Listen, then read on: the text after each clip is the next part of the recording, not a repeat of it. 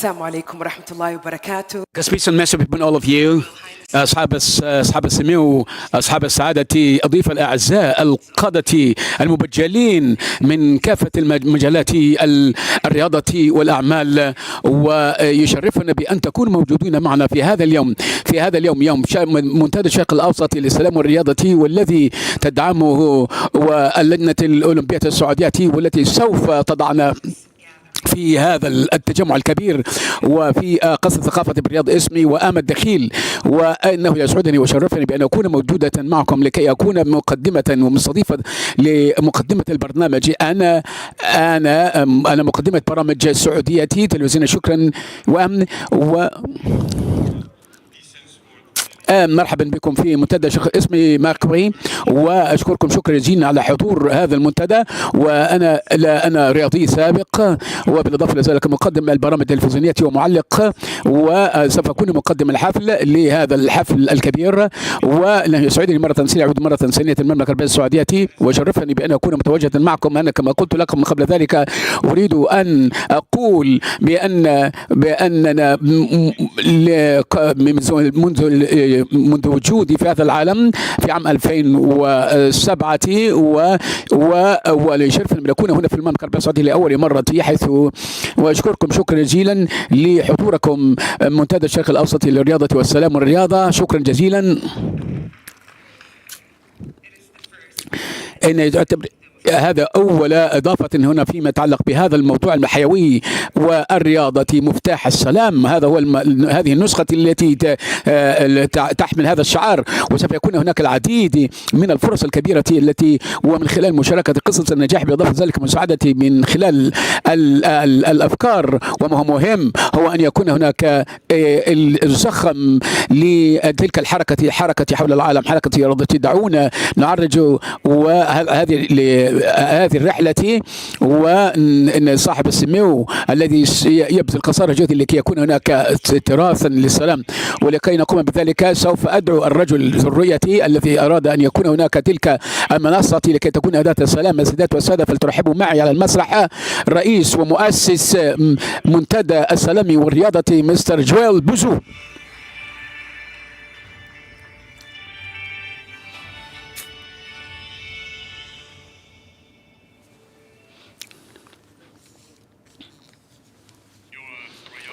أصحاب السمو، أصحاب السعادة وأصحاب السمو وأصحاب السعادة والسيدات والسادة، أصدقائي الأعزاء، إنه لا يسعدني لكي أقف أمامكم اليوم لافتتاح منتدى الشرق الأوسط للسلام والرياضة. وإن الموقف الدولي الآن صعب جدا، ولذلك فتأتي أهمية هذا المنتدى لأكثر من ما كنا نحتاج ذلك من قبل. في بداية الأمر إن هذه المناسبة الجمع الكبير للأصدقاء والشركاء من أجل السلام ومن أجل الرياضة أيضا، ولكن أيضا يجب أن يكون هناك ضم ذوي العلاقة في كل ما يتعلق بالرياضة وكل ما يتعلق بهذا الأمر. وسوف أبدأ الآن من خلال توجيه الشكر إلى رئيس اللجنة الأولمبية البرلمانية السمو الأمير عبد العزيز بن فيصل بن تركي الفيصل. شكرا يا صاحب السمو. ونحن متواجدين اليوم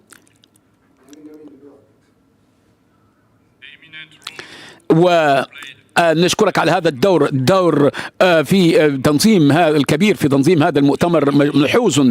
نحن نشارك رؤية الرياضة كأداة قوية ودولية، ومن أجل المساواة، ومن أجل أن يكون هناك أصولا يتم تأسيسها من أجل ثقافة السلام.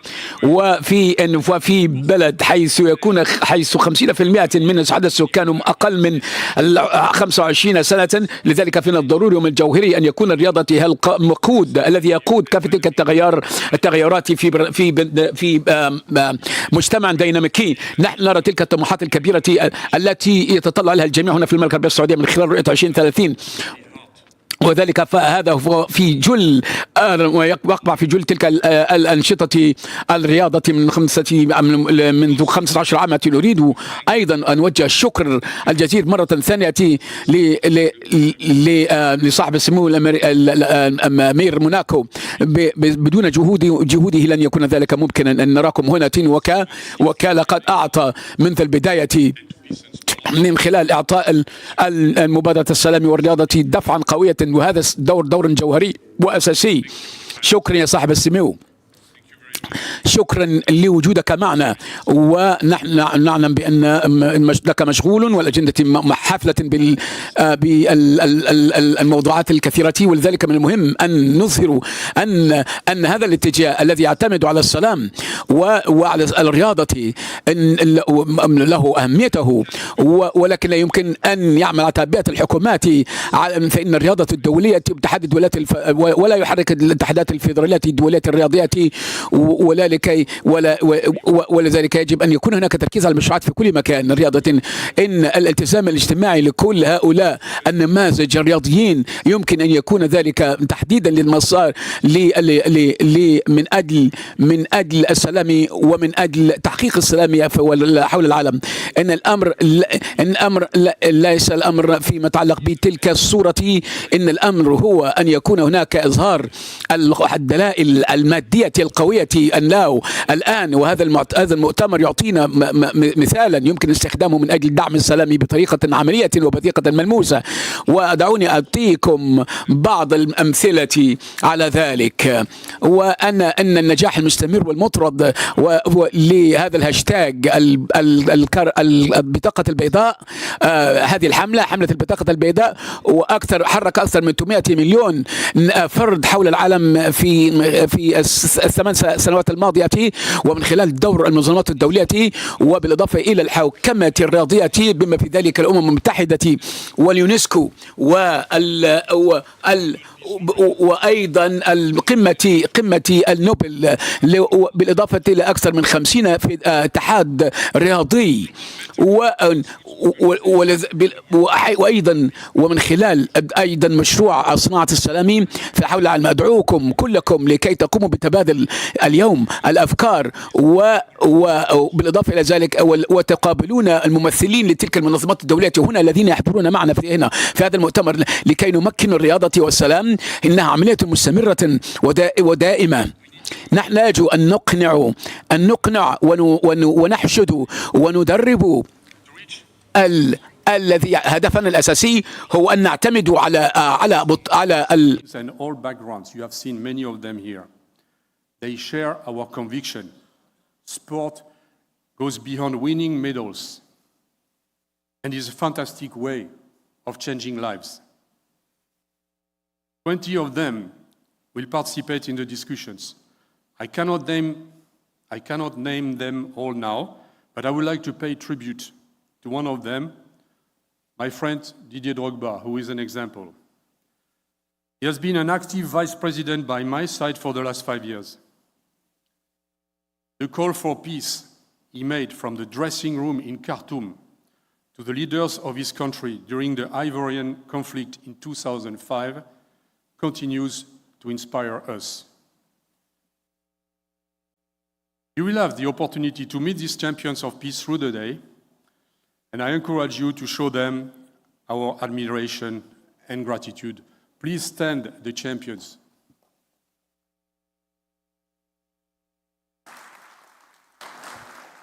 Thank you all for your support. Thank you all for being fantastic role models. The title for this forum is a powerful message. Sport is an answer for peace. It is not a question, it is a statement. Women empowerment, youth empowerment, dignity and equity for all, culture of peace. Peace can be taught. Peace is our goal. Sport is our tool. Today is a unique occasion to explore with the Saudi Olympic and Paralympic Committee our shared vision of sport to contribute also to the objectives of Vision 2030. To To move forward together, it will be essential to invest in 3 pillars: supporting athletes' social commitment, strengthening the social impact of major sporting events, building a coalition of public and private players to foster best practices. Yes, investing in people is a priority. Recent events confirm that historical tensions have been passed on and crystallized. We must remember that peace is not just the absence of war, but it comes from acknowledging others, accepting their differences, and even their interests. For this, there is no better universal tool than sport, its fair rules, to establish the conditions for dialogue and to maintain it. I have mentioned the champions, and I would like to conclude by highlighting the role of youth. Future is now.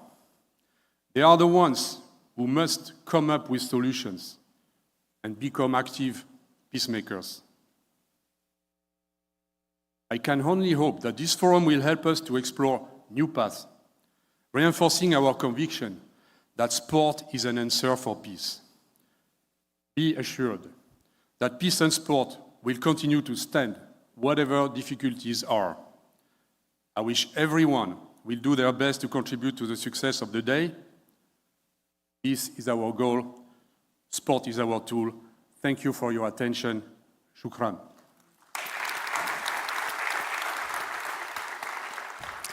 Thank you, Mr. Bouzou, for your inspiring speech. And indeed, sport is an watch out your steps.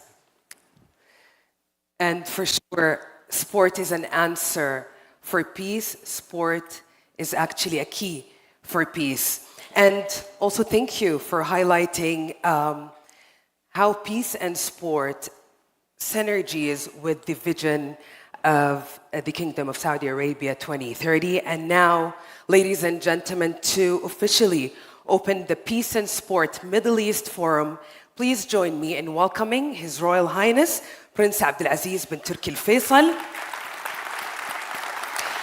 Minister of Sports and President of the Saudi Olympic and Paralympic Committee. سمو الأمير، شرفنا حضوركم، تشريفكم ورعايتكم لهذا المؤتمر. الكلمة لك. بسم الله الرحمن الرحيم. Your Serene Highness, Prince Albert II of Monaco, Mr. Joël Bouzou, President and Founder of Peace and Sports, Your Excellencies, Your Highnesses, ladies and gentlemen, distinguished guests. It is our honor and pleasure to welcome you all to the Peace and Sports Middle East Forum 2023. I would like to thank His Serene Highness, Prince Albert II, for his tireless commitment to peace through sports.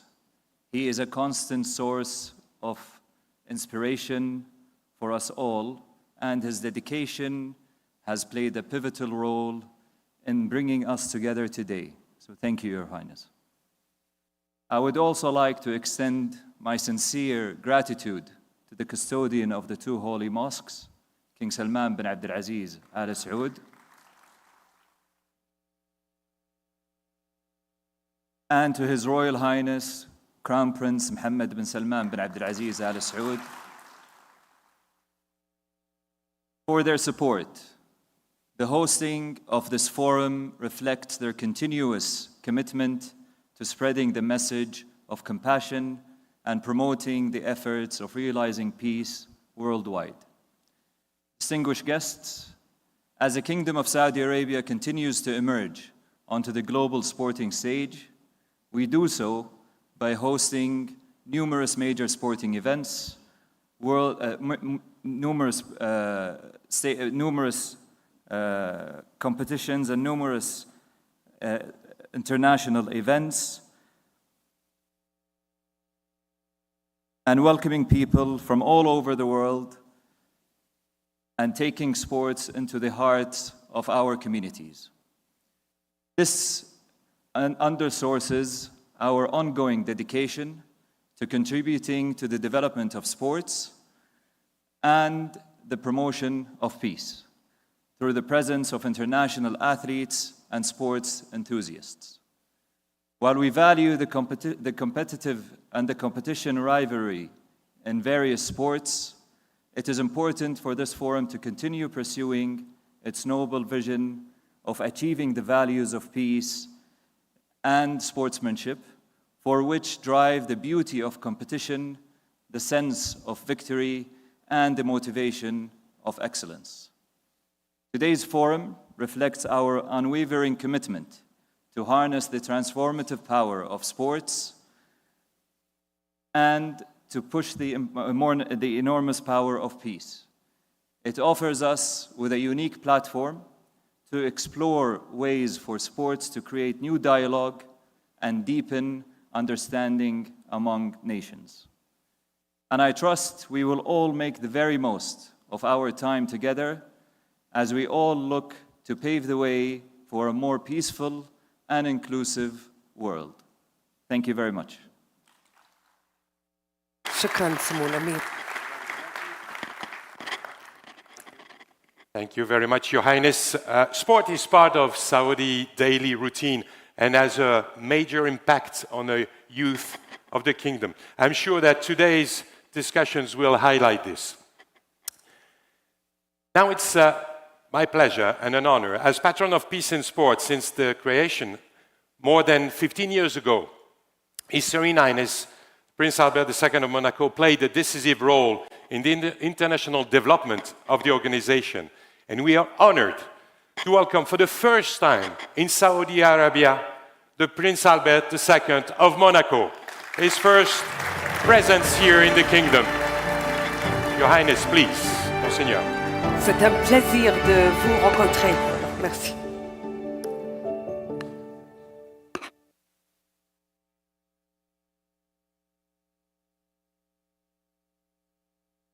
Royal Highness, Your Highnesses, Your Excellencies, guests, fellow colleagues of the International Olympic Committee, members of the Olympic family, ladies and gentlemen, dear friends of peace and sport.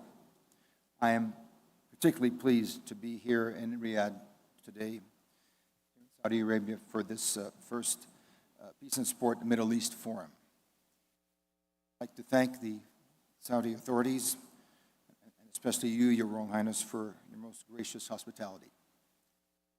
This event emphasizes the national priority given to sport in the Kingdom of Saudi Arabia, which is reflected in the Quality of Life program launched in 2018 and in the Vision 2030 objectives.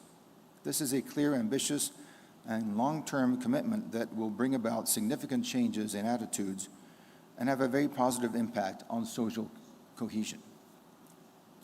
I'd like to congratulate the Olympic and Paralympic Committee of the Kingdom of Saudi Arabia for powering this first Middle East Forum, which I hope will lead to many more collaborations with Peace and Sport and other entities to promote the impact of sport as a tool for peace, particularly towards athletes and major events. It's a long tradition that the Principality of Monaco has to attach great importance to the fight for sustainable peace. As you know, I share the conviction that sport has a unique and extraordinary vocation to bring people together for a common cause, to enable communities that have been torn apart, to reestablish ties, and to help populations' resilience. I'd also like to express my satisfaction that Peace and Sport is continuing its successful journey and is now recognized as a leader and global reference by sports leadership and peace stakeholders. It has only achieved this international recognition and legitimacy thanks to one man's commitment, the value of a cause, and the dynamism of a movement. Joël Bouzou deserves this credit for initiating this process, which is the result of a whole life devoted to the cause of peace through sport.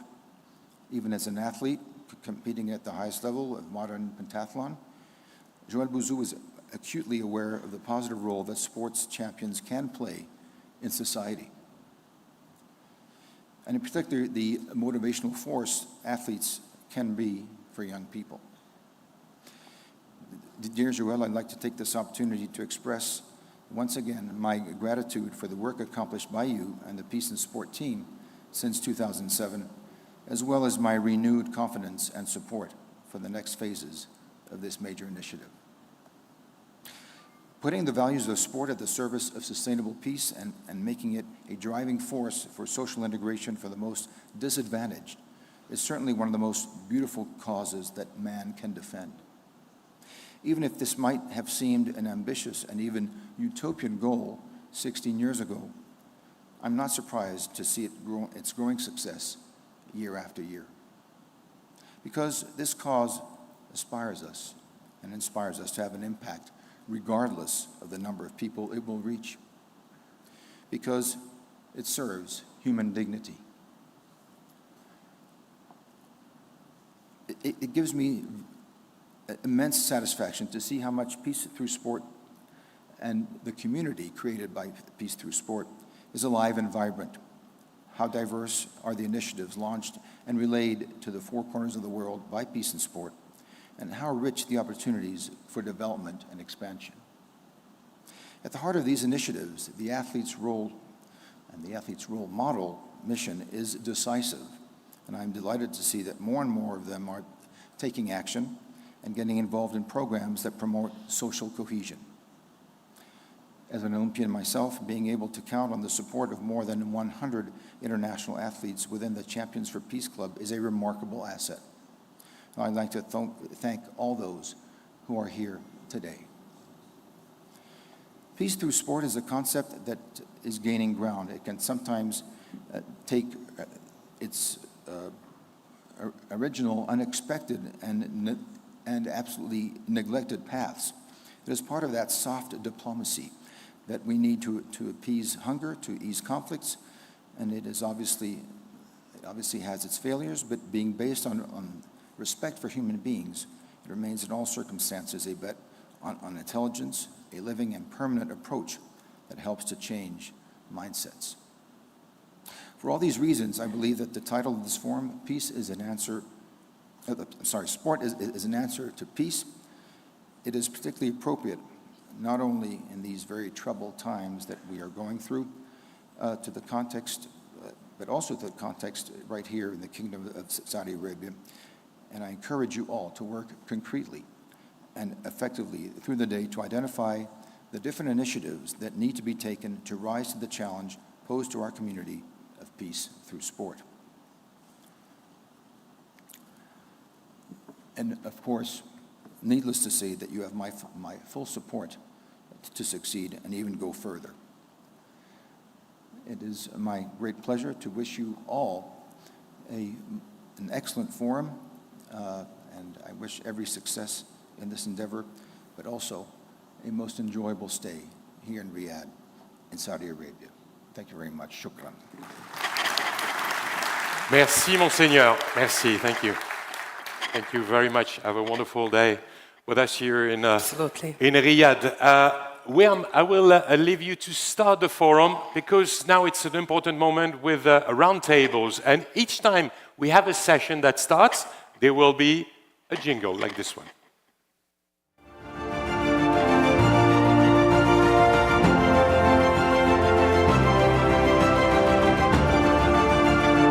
I leave you to welcome the first guest on this floor. Thank you, Mark. Enjoy it. So, ladies and gentlemen, in this momentous event, we will delve into the synergies between the vision of peace and sport and the sport-centric objectives of the Saudi Vision 2030 by leveraging the shared values of diversity, inclusivity, and social development. Please join me in welcoming the moderator of our first panel discussion for today, JP, that's what she's known of, Jan Patterson, Managing Director, Sport Neom, and her esteemed panelists. Welcome, JP. And a warm welcome to His Highness, Prince Fahd بن جلوي بن عبد العزيز بن مساعد, Vice President of the Saudi Olympic and Paralympic Committee, and Adwa bint Abdurrahman Al-Araifi, Assistant Minister of Sport Affairs and Board Member of the Saudi Olympic and Paralympic Committee. And Jerry Anzarello, CEO of Dir'iyya, well known of, there's only one Dir'iyya. Only one. Welcome all to you, JP.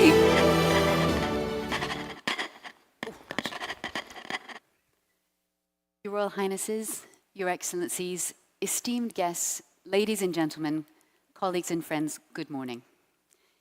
Firstly, please let me thank Peace and Sport and the Saudi Olympic and Paralympic Committee for convening this unique opportunity to showcase the extraordinary growth of sport within the kingdom, aligning and supporting the overarching aims of peace in sport, to use sport as a tool for personal peace.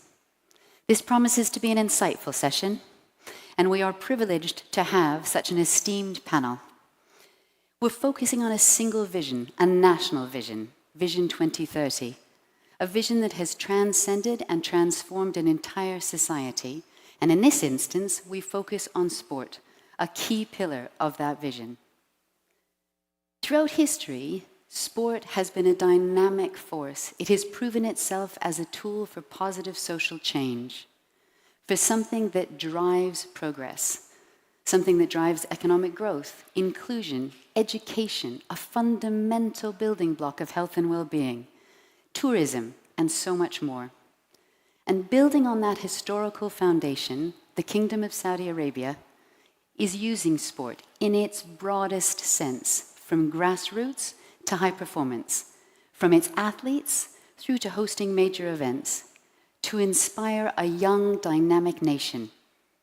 To inspire a young, dynamic nation to view life in a different way. To unite communities, to shape lifestyle, to initiate dialogue and understanding, and most importantly, to drive a sustainable economy to ensure that there is a long-lived legacy of this. Thank you very much for joining me on the panel. It is a privilege to be joined with the three of you, and I look forward to hearing your insights, understanding your visions and aspirations, learning from your challenges, and celebrating your success. Before we begin, there is a saying that a picture paints 1,000 words. Let us enjoy the progress to date with a video.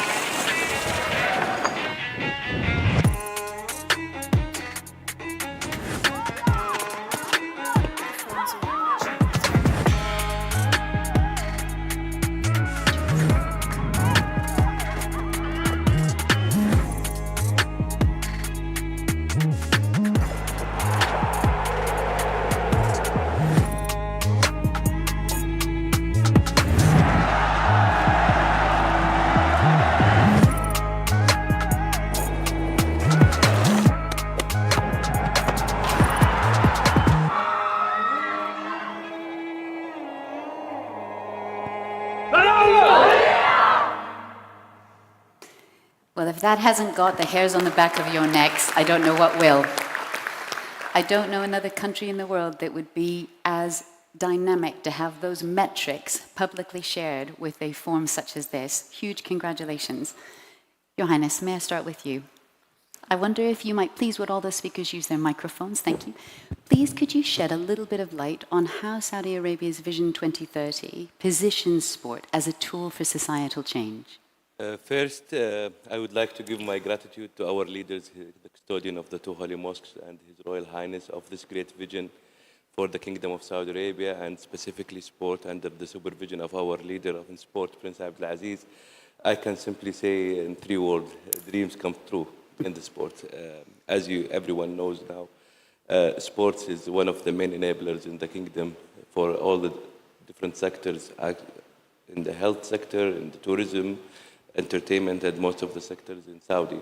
So with thanks to this vision now, we became one of the main global destination of hosting such big events in sports and multi-games events, as multi-sports games. I can say most of the Asian games in different areas, we are hosting it. Tomorrow we are having the first big event. We are hosting the World Combat Games and many to come. And of course the Formula One and the many different individual sports event. So we believe that the vision makes Saudi one of the main destinations of sports in the world. Thank you very much. It's interesting, we've known each other a long time, and you can see the passion with which you hold what this means and how much Vision 2030 has driven it forward. It's a very personal journey for all of my Saudi colleagues and friends. And Adwa, from a personal view, what does peace in sport mean to you? How has it changed the values and perceptions within society? Thank you, JP. First, allow me to thank Peace in Sport for organizing this event here today and to welcome you all to our beloved country, Saudi Arabia. Allow me to link peace for sport with Vision 2030. And maybe I would start with a personal story that I share alongside with hundreds of other girls within Saudi. So sports is my passion since I was a young girl, but with limited opportunities back then. However, we've created a small community to share that passion together, but with limited access. Fast forward, 2016, Vision 2030 happened, and with the support and enablement of our leadership, opportunities arose across different sectors. So what we had as young girls back then in that small community, sooner than later, it became a reality. And we're today living our dreams. Doors are open, sports is accessible for all, and we're living our dreams. And those girls that were part of that community back then are today part of the sports sector. And they started creating more and more communities and connecting through the love of sports. So this is what Vision 2030 means to us. It's the opportunity is there, the support of the leadership and enablement is there, and through our jobs, we are here today to serve our people through the love of sports. So this is what Vision 2030 is for us. And just to conclude, allow me to say how proud I am today to be part of the Ministry of Sport and the Saudi Arabian Olympic Committee and Paralympic Committee, alongside my colleagues who are attending here today. It's a proud moment for us all, and we're all very lucky to be under the leadership of our Minister, His Royal Highness, Prince Abdulaziz bin Turki Al Faisal. Here.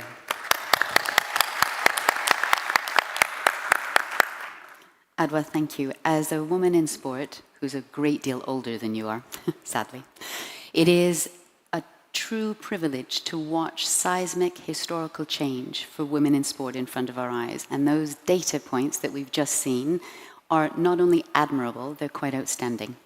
But you continue to be an inspiration, as do many of the other women who hold such senior positions within sport across the kingdom.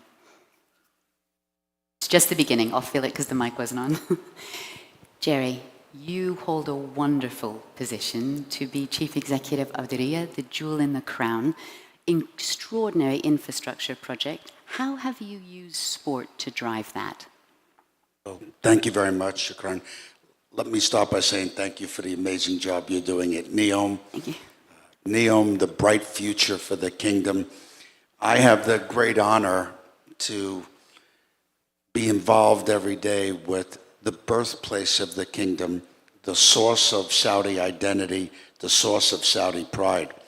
So before I talk a little bit about Diriyah and sport and peace, which is critical to our DNA, I would like to also pay my respects to our beloved custodian of the two holy mosques. If it wasn't for King Salman, we would not have today. We would not have Diriyah. And the dynamic vision of our amazing Crown Prince in his leadership for Vision 2030 and allowing a Vision 2030 project to already be welcoming people. We've already welcomed over 1 million people to the UNESCO site. So for someone who's been in tourism for 50 years, to sit in the presence of one of my heroes, which is His Serene Highness Prince Albert, and his great leadership and his great compassion and big heart over so many years, and especially with His Royal Highness Prince Abdulaziz and Prince Fahad, these are heroes of mine. Like when I grow up, I want to be Adwa. You know, she's one of my heroes. But to answer that specifically, Diriyah, the Crown Prince feels very strongly that if you're going to be optimistic for your future, you have to understand your roots, because your roots are such a source of pride and national identity. But since the kingdom is widened in Vision 2030, sport, you see how proud all the young people are. You know, when we had the amazing opportunity to beat the Argentines in the great job that our friends in Qatar did, I mean, was there anybody in a house, anybody in an office? Everybody was out on the streets rejoicing. You know, His Majesty made it a national holiday the next day. This is something to rejoice and be happy with. And physical fitness and sport are a direct contributor to self-esteem. Self-esteem is a direct contributor to my future is good, it's prosperous. So this initiative of peace and sport, I don't think of anything more noble, maybe with the tie for first place, that you have to protect your rich culture and heritage, which the kingdom has, especially for Diriyah, which is 300 years old. So we see ourselves as the rich past and present, and we're all so optimistic about NEOM, which is such a Inshallah. brilliant future. Yeah. Thank you, Jerry. Thank you very much. I have the, I think, privilege to have insight into the workings of the SOPC. They are my family, that's for sure. I wonder, Prince Fahad, could you share a little bit of the incentives and the programs that are driven by sport and peace and sport in the kingdom? By SOPC. Of course. First of all, I'm for sure you are a family with the Saudi Olympic and Paralympic Committee. Of course, the Vision 2030 has a huge impact within the sports sector, and especially for us in the Olympic and Paralympic and the national federations. Actually, I can say since the Vision started, we had 32 federations. Now we are having 97 federations serving all type of sports and all type of people in sports. And of course, the women empowerment in sports is coming, growing fastly. I can say it's, I can say 30% of the people working within the Olympic family are women, and of course there is a lot of female leaders, as you know, in the women's sport. Even the inclusion of the people with disabilities within sport is getting better and better. We have, of course, taking care of the para athletes, or para sports, the deaf sports, and the Special Olympics, and the number is growing very fastly, alhamdulillah. And even the federations of the people with disabilities are growing as well. We had only 3, the Para-Olympic Committee and the Deaf Federation and Special Olympics. Now we're having more than 16 federations are already taking full responsibilities of the people with disabilities, plus 7 federations are dedicated for some kind of sports for people with disabilities. So this is very important. And of course, what we can see that the jump of active people in Saudi from 2015, which was 13% to 48% in 2022. So we believe that the vision has a huge impact in our society within the sports. Thank you. It is incredible. And you have little gems of milestones, the Saudi Games, the Federation Transformation Program. And yesterday I heard that Saudi Arabia will send a Special Olympics winter team to Milano for the Special Olympics next in 2025 with 20 athletes across 5 sports. We have a great leader. He is supporting us in our all kind of sports. So of course we will be challenging everywhere. I'm very pleased to see it was winter sport, Your Royal Highness. Long may it continue to 2029. Alwa, please could you share a little bit around that? We've just heard there's an extraordinary growth. How is that initiated by the Ministry of Sport across all demographics in society?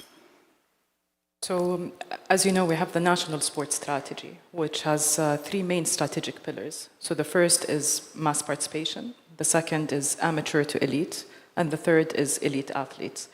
If we look into mass participation, and as Prince Fahad mentioned, we had a baseline before Vision 2030 back in 2015, which was the baseline was only 13% of the Saudi society is physically active. And we're proud to say that we've exceeded the expectations, and we've achieved 48% last year, and our target was 40% by 2030. So that shows that the strategy we have and the efforts through the initiatives and the programs are leading to those targets and exceeding those expectations. And also, in addition to that, having the mass participation and encouraging people to be physically active, that also led into the life expectation average within the Kingdom of Saudi Arabia, within Saudis. So before Vision 2030, life expectation within Saudi, it was between, on average, it was 74 years old, and that increased by 4 years. So after Vision 2030 and after the programs that are happening today, the average life today is around 78 years old. So, that's incredible. Yeah, so that shows the quality of life, the different initiatives within Vision 2030 and within the National Sports Strategy. Thank you very much. That's extraordinary. To increase life by 4 years is a dramatic metric. And in fact, we have the next panel who has someone from Quality of Life on it, so I'm sure she'll share more. Jerry, I'm conscious of time. This is my last question. Duriya, how have you used sport? What have the initiatives been to drive the growth of sport in Saudi and in the region under your leadership? I know there have been some incredible events held, and I've been privileged to be there, but you have a very broad aspect of sport and have it as a fantastic tool to initiate that growth. How have you done it? Sport is absolutely critical to us, but I have to give the credit overwhelmingly to His Royal Highness Prince Abdulaziz, because we're getting ready now, January, to run our 6th Formula E already. It's almost hard to believe. But with the Formula E, with the great boxing, with the great tennis, but the more important thing is that by December 31st of this year, we will have finished 9 kilometers of parks. So in our community of Diriyah, on any given day, we have several thousand people outdoors, to what Adwa said. So for us, sport is very important. We participate in most of those sport academies. Thanks to the Crown Prince and thanks to His Royal Highness, we bought our Diriyah football team. I have to look at my friend NADIA to help me get them up to the next level. We might steal him for the neon one, please. That's okay. He's a treasure, a global treasure, so we can all take advantage of that. But every single day now, having people outside, having people with sport. But even our Diriyah season now, we have over 40 sporting events. So it not only is a source of pride and fitness and self-esteem for our community of Diriyah, but now we're finding that people from all over the kingdom are coming to Diriyah because of these events, cultural and sport. And now we're finding that people are coming from all over the world. So with Diriyah season, for the Formula E, we expect 100,000 people from that.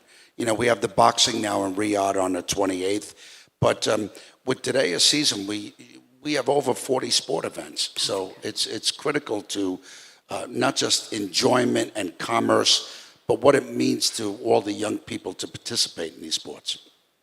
Jerry, thank you very much. I promised you it would be insightful. I think the better word would have been inspirational. Those proof points speak for themselves, and I thank all three of you for joining me on the stage. Could I ask you to remain for one moment? We now move from strategy and governance of Vision 2030 into the implementation side of things, and we'll welcome the second panel. But may I thank all three of you? Could I ask you to leave the mics on your seat? Thank you very much.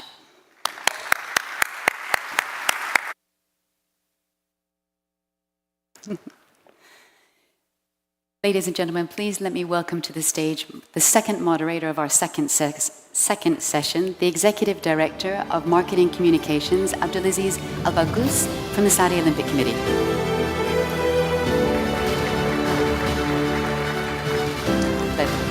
And please may I welcome his panelists. The first is Noura Al-Yousef, who is Senior Advisor for International Cooperation for the Quality of Life.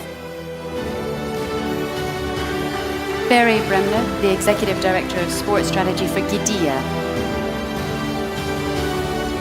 And finally, Turki Ben Auda, who is, excuse me, I beg your pardon, the Head of Sector for Sport for RCRC.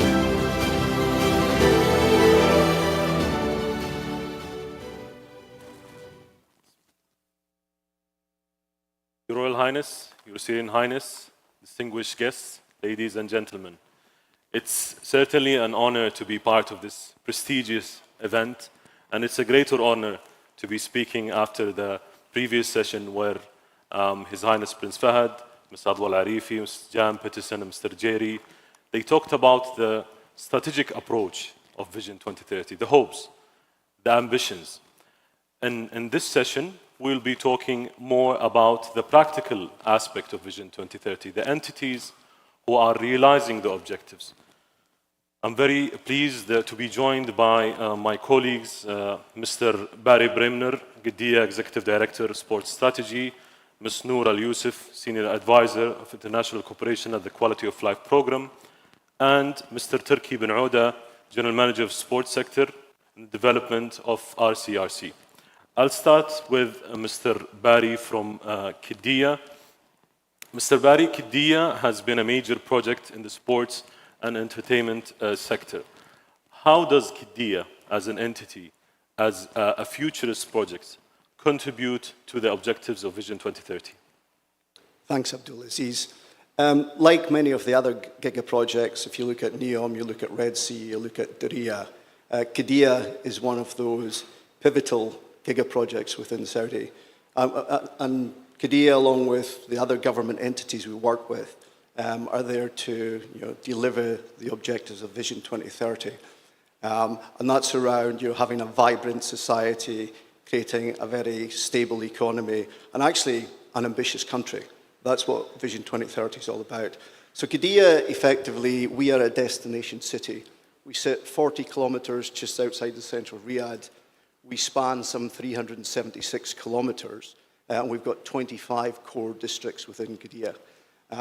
Now, all of that, in terms of what our portfolio looks like, that really helps elevate Saudi as being a top tourist destination globally. It will elevate Riyadh as a top 10 living city in the world. And also in terms of the diversification of the economy, that's something we're making a major contribution to. So Qiddiya have three core pillars which we are based upon. So we've got entertainment, we've got sport, and then we've got culture.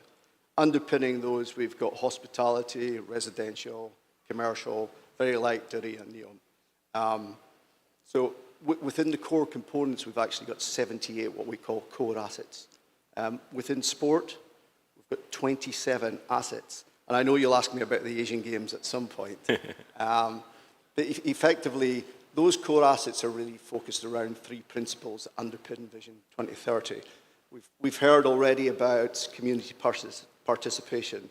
So our baseline is, how do we make the community active and participate actively within sport? Now, whilst there are ambitions set within Vision 2030, Qiddiya are looking to become a top 10 active city globally, which is no mean feat. We're also there to put in the infrastructure and venues for pathway and elite athletes, so Saudi can compete at the highest levels of international sport globally. And I suppose the final pillar that we've got within sports is around the event strategy. So we see events as being a medium, basically, to encourage participation. But it's not just that, it's to demonstrate the ability of the kingdom globally, and also to, I suppose, garner business relations elsewhere globally. Once again, we don't sit sport in isolation. I think the beauty about working in Saudi is the integration we've got with RCRC, Sport for All, but we will also have education establishments, we'll have health establishments. We will create pathways, dual pathways for athletes, and we'll create new careers for people who actually want to get into sport, which is a total new industry within Saudi. So that's some of what we're doing. Since you mentioned it, Barry, and I know everyone in Asia is very excited, give us a glimpse about how Qiddiya envisions the Asian Games. So we will be a component part. Obviously, the city and the country will participate. So NADIM will do the open water sports. It's not something we can do. NADIA will take part around equestrian. But we've been asked to develop assets now to allow us to host the majority of the Asian Games within Qiddiya. That's part of our legacy. And what we've done is, rather than build Olympic campuses, we've actually embedded the sports infrastructure within our community. We've also been asked to size our venues. If the day may come when we could host an Olympics, then we actually are ready to host an Olympics at the right time. Interesting, and we'll be looking forward for the very near future to enjoy that in Qiddiya. Ms. Noor Al-Yusuf, quality of life. We know that quality of life is more of a DNA that is embedded within the sporting sector. Can you give us an idea about the contributions of this program under Vision 2030 in the sport and let's say the well-being sector? Thank you very much, and I'd like to start with thanking Your Excellencies for allowing us to participate in this very important inaugural event. At the Quality of Life program, it really is a DNA. We look at the concept of quality of life from a holistic perspective. You have livability and you have lifestyle. And so the program really, its main aim is to provide more options in both. And I'd just like to share a personal story. When I was a young girl growing up in the kingdom, I was obsessed with horses. I wanted to be a jockey. My options were limited. I was lucky enough, though, to be part of a family that had the right mindset and had the means to make it happen for me today. Fast forward with Vision 2030, I have a reverse challenge with my daughter. I have so many options. She wants to do horse riding, swimming, soccer, basketball. I can't keep up. So really, the DNA of quality of life is about providing more options, not just in sports, culture, entertainment, recreation, you name it, right? And so that's really the core of what we try to do at the program. We work with multiple government stakeholders, we work with the private sector, we work with the nonprofit sector. And so it's a collective effort where we all really bring this DNA and embody this DNA in everything that we do. Amazing, amazing. And being part of the sporting sector, we can sense the impact that this program is creating within the sector and beyond. Mr. Turki bin Ouda, the city of Riyadh is one of the most ambitious cities globally, I would say. How can sport have a city-wide impact when it comes to the strategy of RCRC? Maybe first of all, I would like to thank the Peace and Sport for that great forum and His Royal Highness Prince Abdulaziz bin Turki for his continued support to the sports sector. So there has been a major stride taken on the sports at a national level. And how does this cascade to a regional and a city level? And today Riyadh is the capital. Today Riyadh is uniquely positioned to harness the power of sport. If we just look into the numbers, the population of Riyadh is a growing population with a young demographic. We have more than 60% under the age of 35 years old. The participation level has been tripled since 2017. unprecedented growth in the events pipeline, and in specific the Tier A events or the global events, up to 300%. There is already a commitment of infrastructure development in the city of Riyadh valued at more than 80 billion SAR. And of course, the national football transportation, and this is again cascaded to a city level. So I think this is a part of a wider dimensions that make Riyadh today a really playing a big role on that transformation. And on the next few years, for sure, taking into account these mega projects that will be developed, the commitments on hosting global events will also further increase the numbers. But most certainly witnessing nowadays the transformation in the city of Riyadh, and we're sure that the future will see much bigger things happening in this amazing city. We'll be back to Mr. Bari. When it comes to high performance and grassroots, what is the role of Qiddiya as a project and as a city in that area? So we very much see Qiddiya as being the gold standard of sports cities globally. We have very specific targets around developing elite athletes, and we've got very specific targets about our community's health and welfare. We've worked very closely under the guidance of His Royal Highness. We've worked with the Ministry of Sport, Saudi Olympic Committee, to identify the venues and resources required to actually meet those targets. So, His Royal Highness approved every one of my 27 assets. And what we're doing is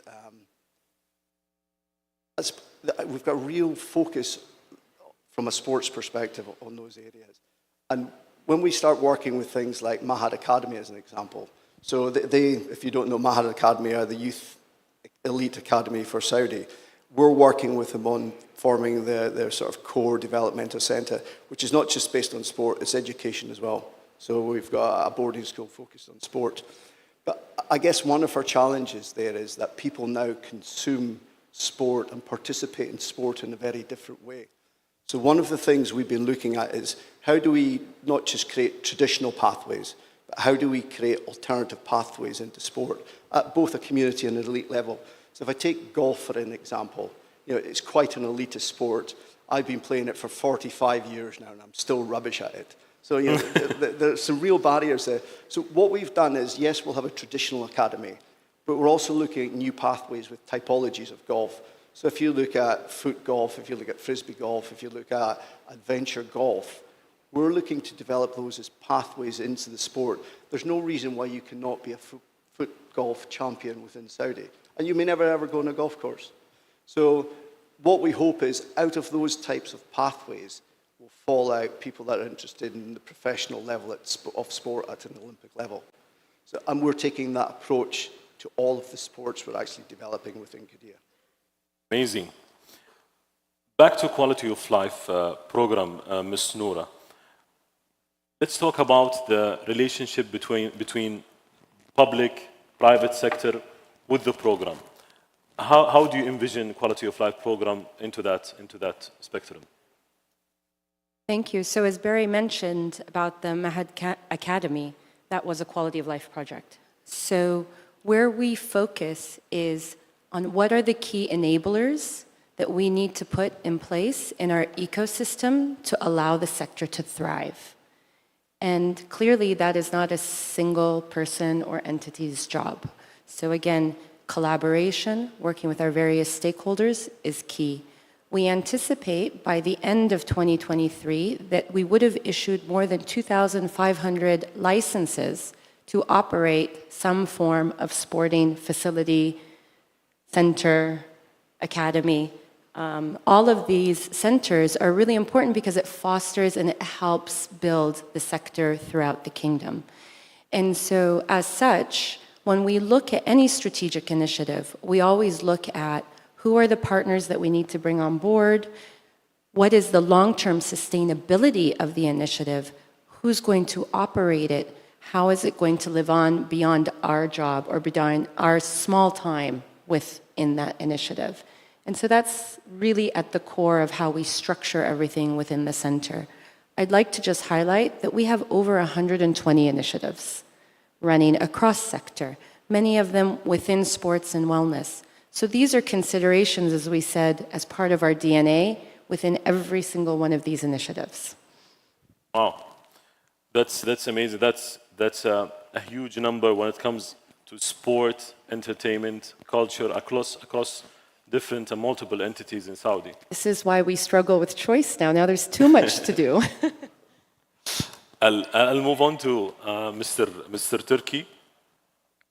What role do you foresee the Royal Commission for Riyadh City playing in the transformation of sport in the city?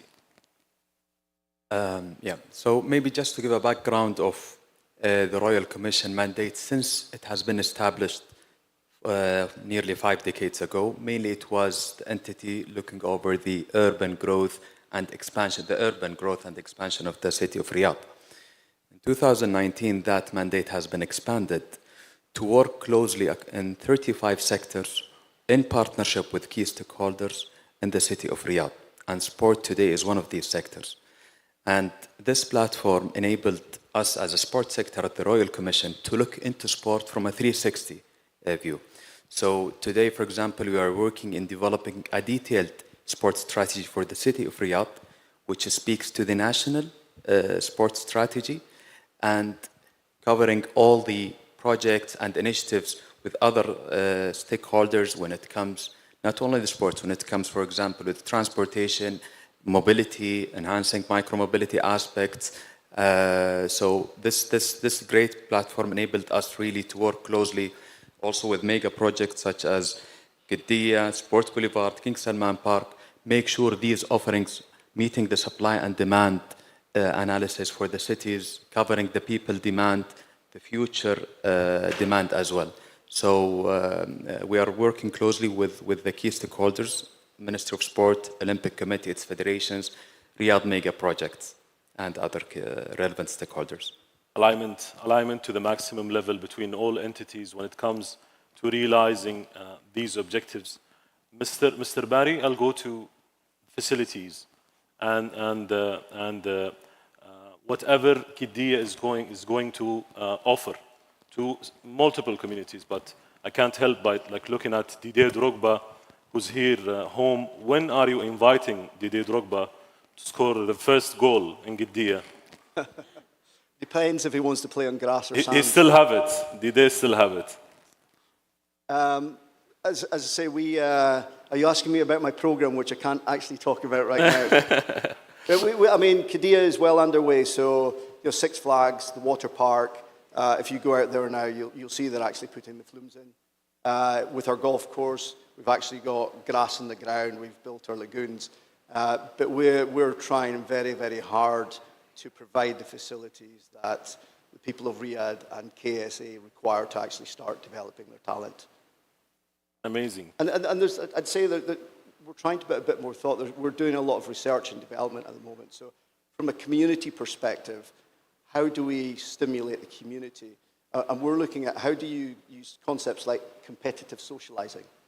So how do you use that to activate the community? So we're looking at developing apps with watches. So you get Qiddiya points. So basically, for every mile you walk, you get Qiddiya points. You can then trade them in for rides in the parks and things. So we're actually doing a lot of research and development at the moment that we will implement actually when these facilities open. Amazing. We have 2 minutes to wrap up, so have lots of questions to ask. However, let's leave the last question to opportunities. I mean, some of us would say challenges, some of us would say opportunities. You name it. You want to call it challenges or opportunities? Let me start with Ms. Noura. What are the opportunities that we envision or foresee for the Quality of Life program when it comes to the sporting sector and beyond? It's such a broad question, so I'm going to have to answer it in a very narrow way. I think one of the key things that we like to look at is what are the youth doing today? And what are they going to need in the future?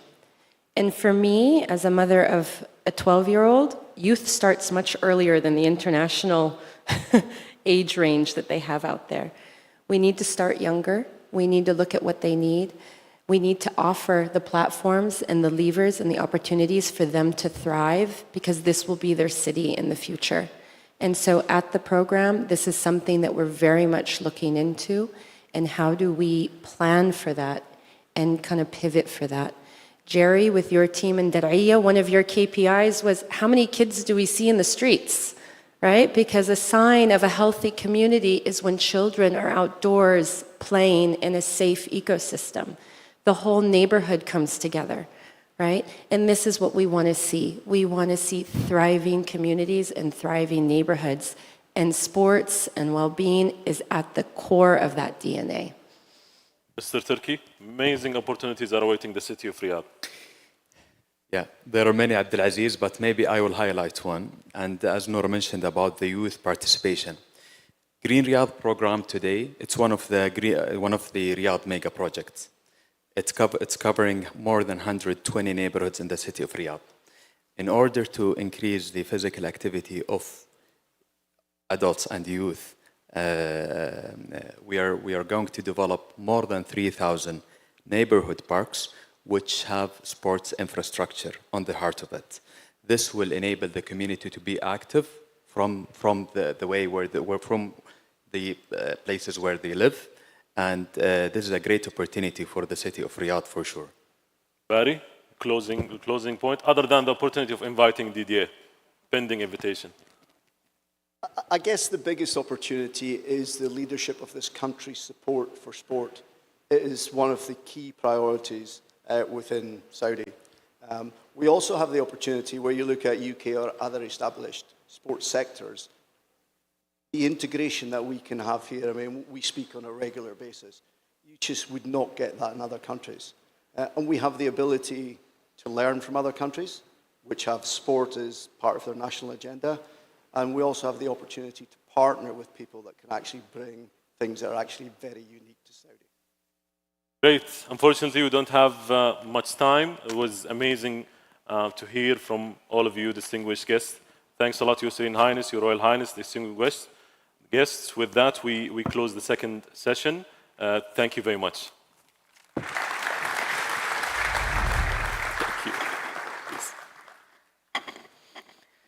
Thank you, Abdulaziz and JP, all the esteemed panelists, for a great session, showcasing, demonstrating how sport is actually placed at the core of the Saudi Vision 2030. And now, ladies and gentlemen, we will move to the next session that will explore the role of sport in building more inclusive societies.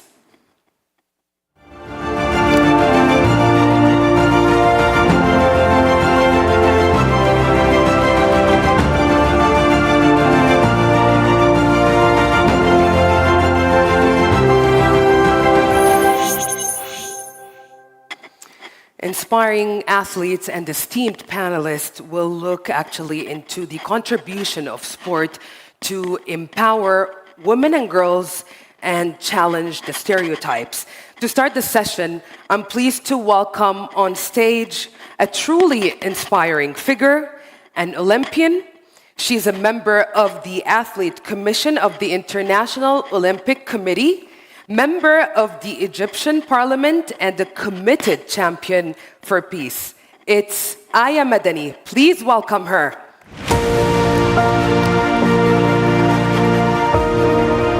The stage is yours, Aya.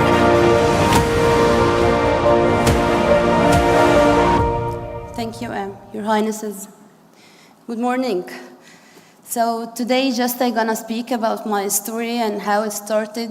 I started sports since 2001, and I have been in the national team just a couple of years before. And then in 2002, I started the first world champion medal. And then 1 year later, I just have by coincidence, I qualified for the Olympic Games in Athens 2004, and I was only 14 years old. So this put me like a big responsibility. I don't know what should I do and how I'm gonna represent my country and my sport, and I'm still only like 14 years old. And I'm still, until now, the youngest athlete to participate in pentathlon and in Olympic Games. In 2005, they was told me that you need to speak about your obstacles. So one of the main obstacles that I faced was my school to study. In ثانوية عامة, the high school in Egypt, you have 2 years. So the first year I have 74%, but I was a world champion, I was Olympian. But at the end, my mother told me that you can be a champion and succeed in your study, but you can be a champion and you don't care about your study. So second year, I choose to be the champion also in my study, and I have 94%, and I succeed to be in the top 10 in the college as well, and now I'm a teacher assistant in my college.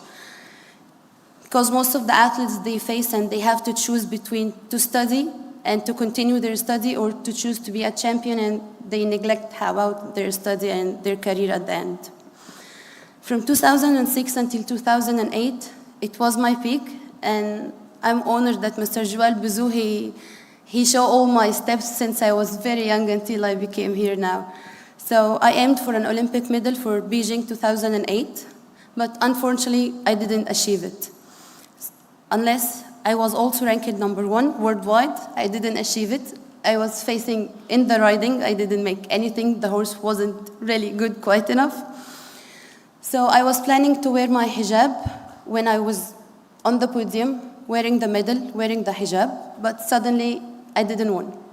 So it was a hard choice to wear the hijab, even if I didn't want the medal, but I chose to wear it and to continue sport and to be the first Olympian and first athlete to wear hijab in the next Olympic Games, which was in London. But in 2010, I faced the second obstacle. It was a major obstacle that the FINA, they banned the full swimming suit. And then I didn't find anyone to speak to. I tried to reach a lot of athletes, representatives, a lot of people who represent us in the International Federation, and no one was listening to us. So I was damaged, totally damaged, mental health, I was damaged. And then I said, okay, 2 more years, play London, 2012, and then I will quit, and that's it. And I did that, but it was from deep inside, this wasn't my goal. I used to be a competitive, and I used to win a lot of sport and a lot of titles. So I said, okay, I don't want sport anymore. I don't want to listen anything about sport. I got married, I have my son. And then I figured out when I have my son that what he will say about me when I will be older, that I quit. Then I start to rethink again. So maybe my goal in life and my mission is not to be an Olympian and have Olympic medal, but maybe is to represent the athletes and to send the voice to the leaders. So it's totally different mission. So in 2016, it was a turnover year. When I want to represent the athletes, I ran for the Athletes Commission election in Rio 2016 for the IOC, and I have been appointed by the president. And then I became the chair of my International Federation UIPM, chair for the Athletes Commission as well. And the more important, that I became a champion for peace. And during this journey as a champion for peace, I went to Zaatari camp for the Syrian girls and women coaches, and I teach them, and when they see that it's okay, wow, there's another woman that she plays sport and with the hijab, and she's not shy to do this. So now I figure out that I have another role, that I must be a role model for other girls and young girls to do sport and to continue. So they inspire me as well. So it was a win-win situation for each other. In 2018, I started to play again fencing, and only fencing, not pentathlon, just to show the generation, the young generation, that in our culture, when you are a mother, when you are a woman, and you get married, okay, stop sport or stop whatever you like. You must be dedicated only for your family. So I have the support of my family. I became the African champion in 2018 for fencing with the support of my family. So it's a turnover for the family and the generation, and everyone is telling me, Aya, you was a world champion, what do you want more? I told them, no, my mission is something totally different. To be a mother, to be a wife, and to play sport. In our culture, it's too hard. And then in 2021, I have been appointed by the President of Egypt, President Abdel Fattah el-Sisi, as a member in the House of Representatives in the Parliament. And 2022, I am honored to be the chair of the Athletes Commission in Islamic Solidarity as well for Sport Federation. So my only message, and that never give up. You must have, even if the mission is not achieved, you must find another mission for the society. Thank you.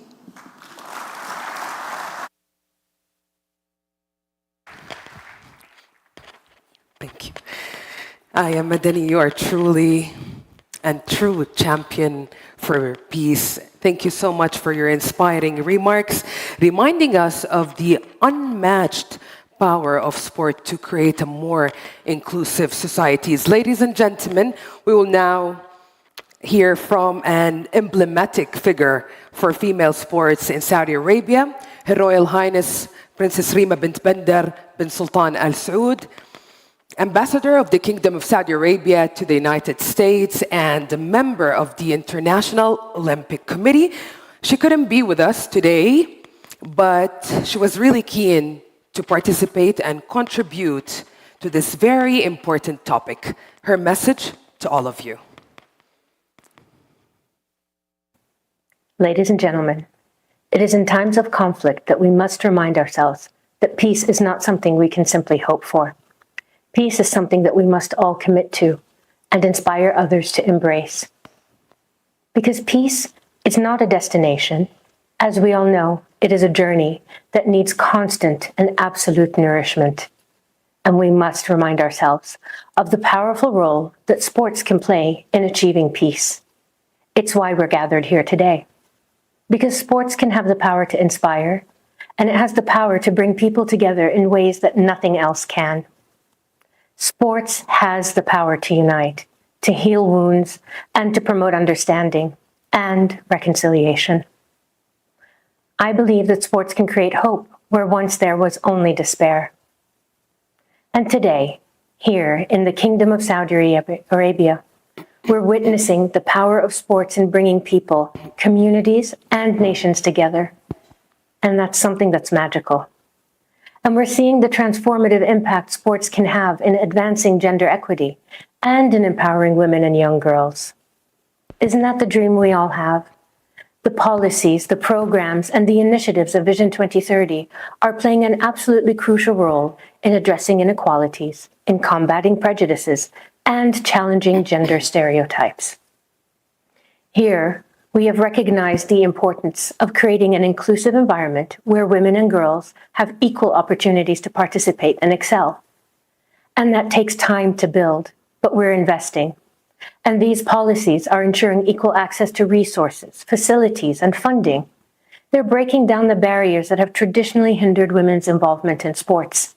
And that investment must continue. We're creating a level playing field that enables women and girls to showcase their talents and pursue their athletic aspirations, just like they could anywhere in the world. These programs are making a significant impact. They're providing opportunities for skills and development, and mentorship and leadership, because that's the magical trio that sports gives us. They're creating safe and supportive spaces where women and girls can not only build confidence, but also develop resilience and create a better, brighter future for themselves and for others. And by empowering women and girls through sports, we are also empowering them in all aspects of their lives, enabling them to become leaders in sports and out of sports, and change makers in their communities. Because when women have equal opportunities in sports, they become role models, and they inspire other women to pursue even greater goals, goals they never thought they could have, but today they can. Sports also serves as a powerful tool for combating prejudices and for fostering social cohesion. We see it all around the world. When women and girls participate in sports, they challenge societal norms and they break down discriminatory attitudes. And we know that sports unites people from different backgrounds, fostering respect, understanding, and tolerance. And by promoting diversity and inclusivity, sports becomes a force for social change and a catalyst for building a more inclusive and peaceful society. Policies, programs, initiatives combined that promote gender equity and empower women and girls are instrumental in creating a fair and inclusive society.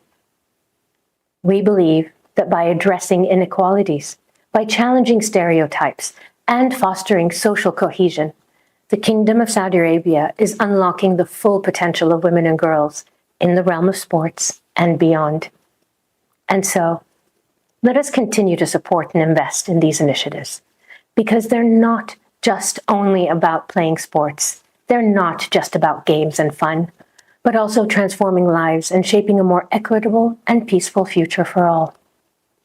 And I thank you to the Peace and Sports team for inviting me to join this distinguished group of jury members for the 2023 Peace and Sport Awards. It is my absolute honor, and I'm so sorry I couldn't be there with you today to celebrate. But again, I thank you for including me.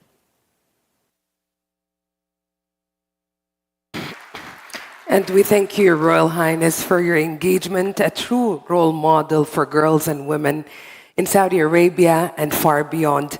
And now, ladies and gentlemen, please join me in welcoming Lama Al-Fuzan, a board member of the Saudi Athlete Committee, who will skillfully moderate our next panel discussion. Hello, Lama. Lama will navigate us and navigate a dialogue that will shed light on the path towards empowering women, girls, through the incredible medium of sports. And she'll do that with her esteemed panelists, Her Royal Highness Princess Layl bint Nahar Al Saud, advisor at the Saudi Olympic and Paralympic Committee. Welcome. And Asma Al-Jasser, Vice President of the Saudi Cycling Federation and Director of Miss Skills. Hello, Asma. And Mr. Javier Melenfer, Director of Institutional and International Relations at the International Automobile Federation. Welcome, Mr. Javier. And Ms. Tegla Lorope, Champion for Peace and Chef de Mission of the Olympic Refugee Team. Hello, welcome. The mic to you, Lama. Thank you so much. That was truly inspirational. Hello, everyone. My name is Lama Al-Fuzan. I'm a fencer, and I'm part of the Athletes Committee. I'm really excited to be moderating a session about empowering females in sports. This is really a subject that's near and dear to my heart, and I'm really proud of all of the accomplishments that we have here in Saudi. We have more than 5,000 female athletes. We have trainers and referees and really females in the realm of sports. We have a vision that will propel the kingdom to new social and economical heights, and in the heart of that vision is empowering females. We have a national sports strategy where we have different projects, initiatives when it comes to federations and clubs. We have a minister who is an athlete himself, and he really puts athletes in the heart of the sports movement. Prince Abdulaziz bin Turki Al-Faisal. That being said, we are also faced with a set of challenges, not just in Saudi, but globally, when it comes to creating safe spaces for females and talking about issues like mental health and safeguarding. So I really believe that sports has the power to empower females physically, mentally, and emotionally. And it can be used as a soft power for peace. That being said, I'm absolutely honored to be moderating a session with such an esteemed group of panelists. So I'll start with you, Princess Layl. So the kingdom has really gone through an amazing transformation. I can testify to that, being one of the first female athletes in Saudi, which makes me feel very old. From your perspective and being a leader and leading in the Saudi Games, how do you see the role of females and taking more leadership roles in Saudi? First of all, thank you for having me. Thank you for Peace and Sport being here. To answer your question, obviously it is super important. It's crucial to have female inclusion, whether leaders within the sports ecosystem or creating that platform for them within sports. The goal is to create equal opportunity for both boys and girls, females and males within the sports ecosystem. It does drive the initiatives in a different way when you have not only females, but also athletes like Amir Abdulaziz leading the sports sector. Absolutely. It really is a historical moment. I'll move to you, Asma. So Asma, when we look at female cyclists and when we go to areas like Wadi Hanifa, I'm really amazed by the number of female cyclists and how we're increasing the clubs there. So you have created the first female cycling league. So what are the main challenges that you face and how do you address them and what are your objectives for the future? Thank you, Lama. Thank you, everyone. First of all, Saudi Arabia have focused and supported women. This is by our visionary leadership. We can see that females are playing an active role in our nation and also in the Saudi Vision 2030, where we see focus on women's sports. And we see how this advanced in the past few years. We see many females athletes competing internationally and nationally and winning numerous awards. So going back to your question, the Cycling Federation has been established 1963, and 2022, October 14, history has been made, where we had the first Saudi female cycling league with 8 clubs around the kingdom. Of course, in the beginning, we thought that we listed the challenges that we had, which is number one, clubs not applying all the rules and regulations, females not being ready 100%, having safe roads, but we realized that everyone was ready. And all of these challenges have been, let's say, banished with everyone's support. And of course, we see the support of His Excellency, Prince Abdulaziz Al Faisal, and His Royal Highness, Prince Fahd bin Jaloui. And with that being said, I'm proud to say that this year, 2023, the number of Saudi clubs have raised. Now we have 11. Last year, 8. This year, 11. And hopefully, we'll see more in the coming years. Amazing. I love that. So, Xavier, you're the only male here in the panel. So you're kind of outnumbered today. When we talk about international institutes, they really set a standard for empowering females. And in your federation, you've appointed the first female CEO, Mrs. Nathalie Robian, in 2022. So I really want you to take us through that. And in 2009 also, you have created the Women in Motorsports Commission. So what are your objectives and how are you going to empower females in the future? Yes, thank you, Lana, and hello, everybody.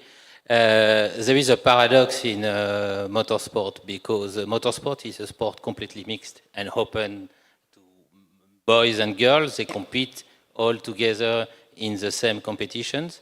But when you see the number of girls and women who do motorsport, there is just 7%. Yes. So the challenge, and that's why when Jean Todt has been elected president of the FIA in 29, he asked to Michel Mouton. Michel Mouton was a very famous, is still a very famous driver in rally, and asked her to create the Women in Motorsport Commission and program. And the objective was to demonstrate that at the highest level of the motorsport, we take in consideration this question, to show with this commission that women are welcome and can do motorsport and not only drive, but they can be volunteers, they can be engineers. There is a lot of mission and action and jobs in motorsport, and they have their place. And also to develop programs to bring more young girls to motorsport. Because the problem, and it was a question that I heard during different sessions, is the role model. And in motorsport, you don't have enough women who can have this role model to bring young girls to motorsport. So we have developed some program to bring them to motorsport. We have called that Girls on Track, and we work with a lot of national federation, like here in Saudi, with the Saudi Automobile and Motorcycle Federation with the Prince Khalid. We do a program during the Formula E E-Prix in Saudi Arabia, in Daraya, where a lot of young girls spend 2 days during the E-Prix on the event and will meet all the people, boys, but also women who work in motorsport, to see that you can come And they have a lot of workshop, demonstrations, they can do karting, and after the girl who want to join the federation are welcome and to start to play. It's a game. I love that, and I really would love to see more girls behind the wheels because I think that's really, really cool. So, Tagda, you have an amazing CV and track record. You're an Olympian. You're a 3-time world champion. You're one of the greatest long-distance runners in history. You're the first African woman to win in the New York Marathon. So I really want you to tell us more about how did you inspire girls in Kenya? And when families see you, do they really want to motivate their girls to pursue sports? Thank you so much, my sister, and good morning, everybody. I want to say thanks to the government of Saudi and members of Olympic for putting this event together. Thanks to my brother Joel Busu for making all of us to be ambassadors for peace and sports. For me to be here today, it's also through sports. When you talk about how I came to be the best in the whole world, I come from a very humble background. I come close to Uganda and community whereby we are known by fighting. You fight your neighbors, and it has been a place whereby nobody wanted to go to this area called Pokot. And that's where I come from. Our women were not allowed to do sports and education also. And I think that I realized that what's the difference between boys and girls? I had to fight because I was raised again among the boys. So I ran to school, and I wanted to be the best person. I wanted to make women to see that they can do something. I did not know that at one point I will be one of the best in the whole world. I had a lot of challenges, and all along, I was lucky that I was able to go to Germany, to train in Germany, and being this small girl come from the village, nobody was, my father was not happy, and the community, they say, a girl going away from family, she might not be a good answer. So I was lucky that I was supported by my mother and my late sister today. So when I win New York, my mission to go back home and support the girls. So sports opened the doors for me. It opened the doors for my family, and I was always running to have a good name so that I can come and negotiate about peace in our borders. But it became like it was a political issue whereby I was asked by other people that why don't you run in Europe and leave the problem that you have in your country? For me, I said, no way. I will never run away from problem, but I will go back to the community. I want to make use of sports. I want to make use of my name. Well, which it happened, I went back and support the sports, and I get support again from the government. The reason is that when the president of Uganda wanted to ask me to run for Uganda, and the president of Kenya said, no, I know, this community, we are neighbors, but Tegla must run for the country. So I was asked that you will die poor because you refuse to run away from the country. But I said, I will die rich because I have support, or I will support more women, and also I will support the youths that they are carrying guns. So, but today I can say that when I supported the refugees, it opened the doors for many other people. It opened the doors that somebody called a refugee, they are not bad people, but the situations met them. And the women, I think it's very important that we can support our women and our brothers. You should support your daughters, because supporting a woman, that woman will bring a good leader in your family. She will advise your sons. And you will be proud to have a woman who is capable of doing something good in your country. And for my advice for people who have the name of sports, let's use our platform to talk really peace, to unite people, but let us not talk gross.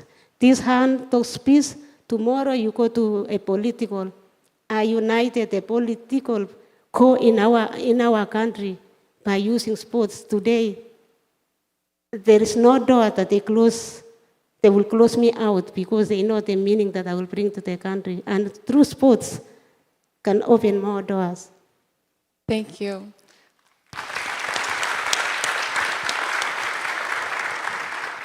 Thank you so much. That was truly inspirational, and we're very honored to really have you here today with us. Princess Adlail, so going back to you, when it comes to issues like mental health and creating safe spaces for females, when it comes to safeguarding and really channeling any type of issues that they have, what are we doing in the kingdom to create those safe spaces? So we all know that safe spaces, athletes safeguarding is a global topic. In the kingdom, it is taken very seriously. It's at the forefront of our work in the Olympic Committee, in the whole sports sector. Daily, we are trying to ensure that there are the correct channels for all the athletes, and continuously we work to build the programs, the processes, the procedures to ensure that safeguarding also always evolves and the right people are there to receive the athletes. It's super important to have that because athletes need a safe space to compete. They need a safe space to train. You're an athlete. You know what it means to go in training, to go in competition. If the sports sector does not provide that safe space for you, then it is very difficult to concentrate. You lose your focus, you lose your momentum, and it is our job in the sports sector to make sure that each and every athlete is protected mentally, emotionally, psychologically, and physically. Absolutely, and I think this is really a topic that we need to talk more about. I think mental health is super important, and especially for females, and I'm going to be biased. I think that when it comes to individual sports versus team sports, when you win, it's your victory, and when you lose, it's your loss. So digesting that mentally is super important in having sports psychologists. So Esma, if there's a young Saudi girl who is listening to you now, what would be the message that you would share with her to follow your footsteps? Okay, a hard question. So my daughter is 6 years old. She likes gymnastics and karate. Her brother wants her to go jiu-jitsu, and of course I want her to be a cyclist. As Prince Fahad said, dreams do come true when you have all of these options. So my message to all women in my country is, trust has been given to you. Leadership has been given to you. You have all the tools that are required to succeed. So just find your passion, set a goal, and run for it. Our country believes in you, so we have to believe in ourselves.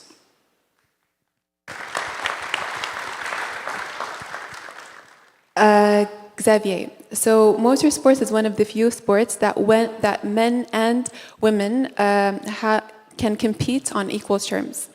That being said, there is only 7% of females when it comes to licensed drivers globally. So what are you planning to do to increase that? And there's a program called Girls on Tracks. So can you really talk more about these type of educational programs and how are they empowering females today? Yes, thank you. The actual team of the FIA and his president, Mohamed Ben Souyem, has proposed to develop and to double motorsport participation in the world.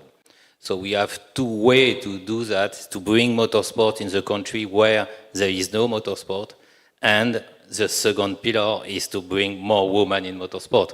Because when you have only 7, the capacity to growth is very important, and we know that more and more girls want to do motorsport. So we have to propose them a pathway, and we have to propose them also a good example.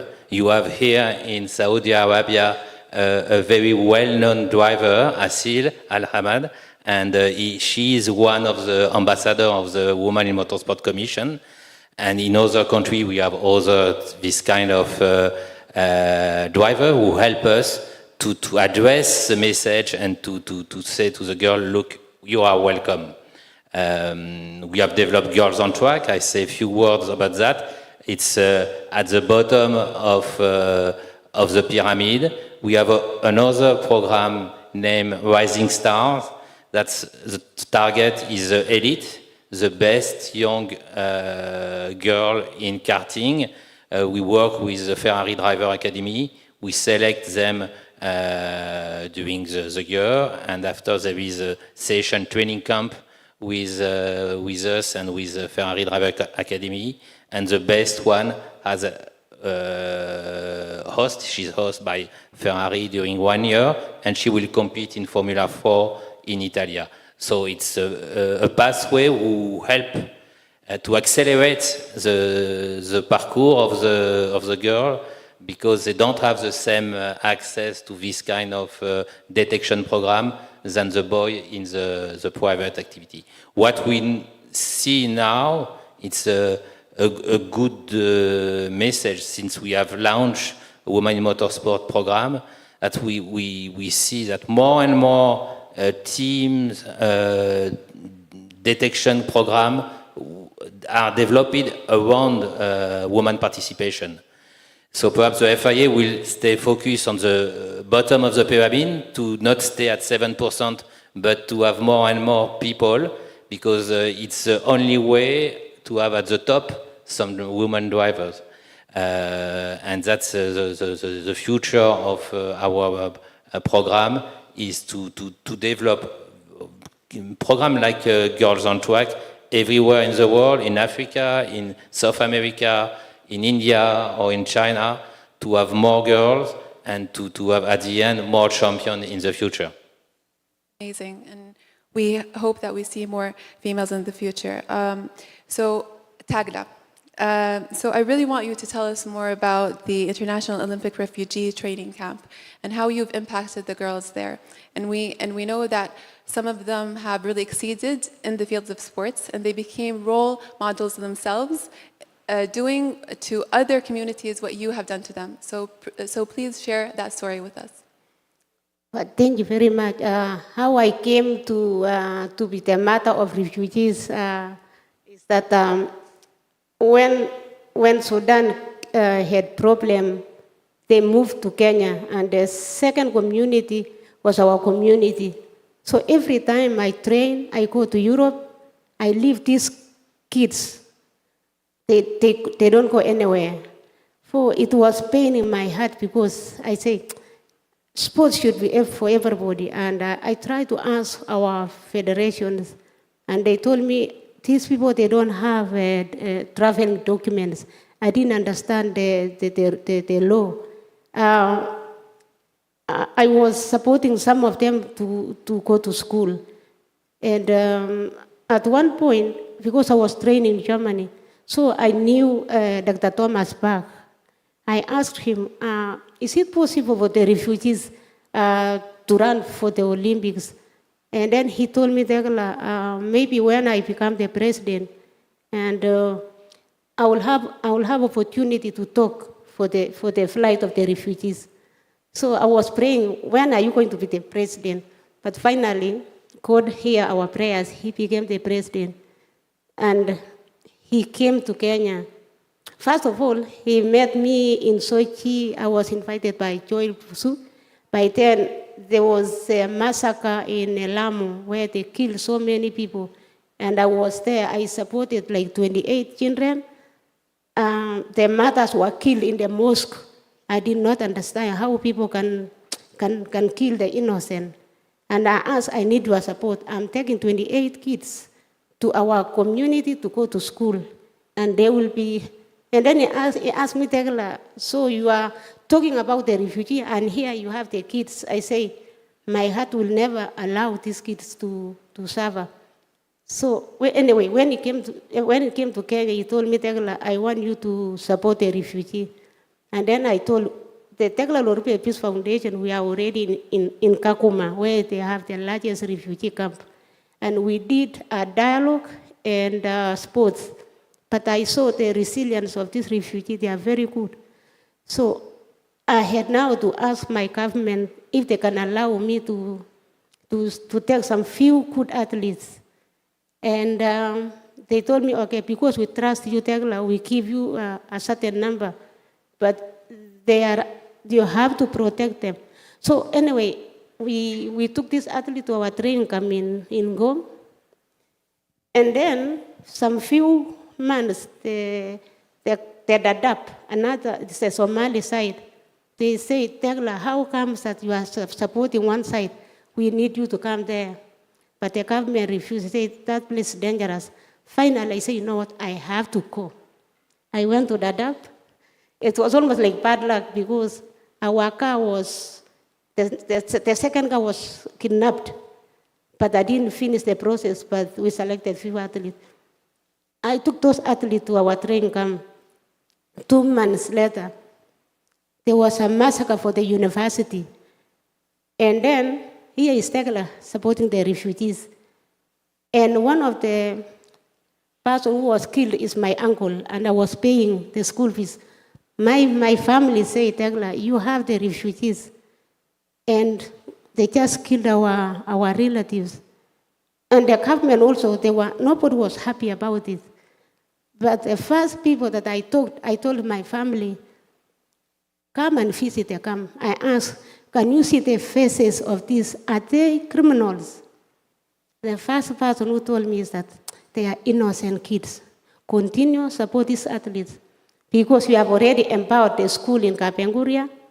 I have like 700 kids from different communities, but I need we give you the trust, and that's how I came to support the refugee. It was not an easy thing because many people, they see the refugees, they see criminals. So I was like a third mother that when you hear something wrong, you don't tell them.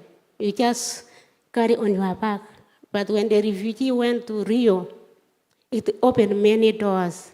It was like our school in Kapenguria, whereby when Prince Albert came to our community to support us with water, it opened many doors. The community were able to have water. Therefore, I think education and sports can unite many people. And when I was hearing about my sisters, how they came home and support their community, it went from community to the country. And therefore, our support cannot only go for women. We have to support our brothers so that we work together as a country. And you can be a role model for other countries. Please come and speak to our people in Kenya also. We are very good in long distance, but not all the communities. Women still have a very long way to go, but I want to encourage the women for this country because you have all the facilities. Do what is really important for sports. As when they sing the anthem for your country, the whole country comes together and they feel proud. The flag cannot show for a woman, but it's only can show for the whole nation, and therefore supporting women can support also our sons so that we can work together. So I want to say that for peace, let's talk about peace so that we do not have many refugees in our nations, so that those who are going to be refugees, they can go back home and rebuild their countries.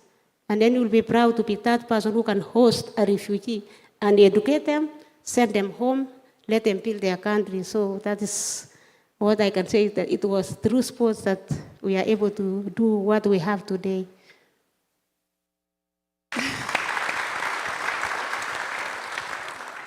I mean, that's truly inspirational, and we really need more females like you, and that really showcases the power of sports and how it can change females' lives.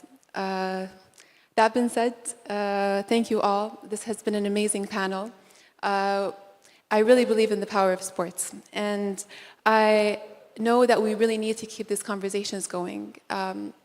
So thank you so much, and I'm an adamant believer that we will see more and more females in leadership positions in the future. Thank you all.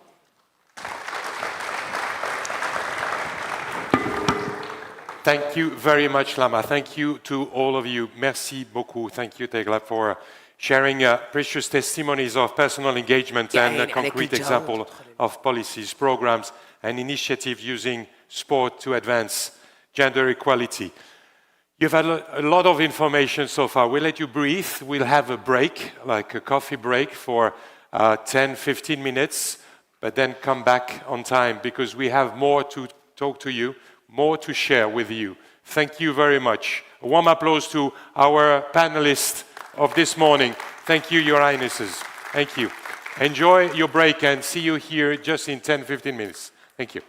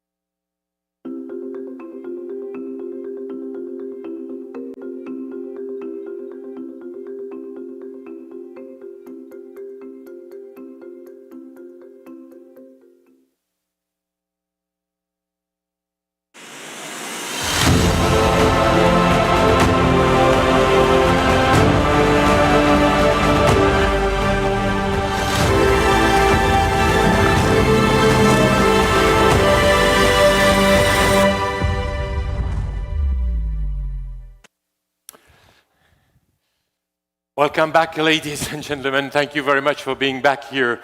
It all seems to not be back on time, but some came and they say, okay, it's not coming, it's not starting again, so I'll come back when it will start. So we start the next session. Thank you very much for being here with us. We will now continue to our celebration of women's empowerment in sport, and it's my honor to introduce our next speaker. She's very inspiring. Her journey exemplified the true essence of a champion, both on and off the field. She's an international football player with an incredible story of resilience and commitment. She will tell this story with our journalist, with my friend Anne-Laure Bonnet, who will come with her. Exciting conversation with a great champion. Please welcome NADIA, NADIM, and Anne-Laure Bonnet. More. Make it loud. Thank you. Ladies, the floor is yours.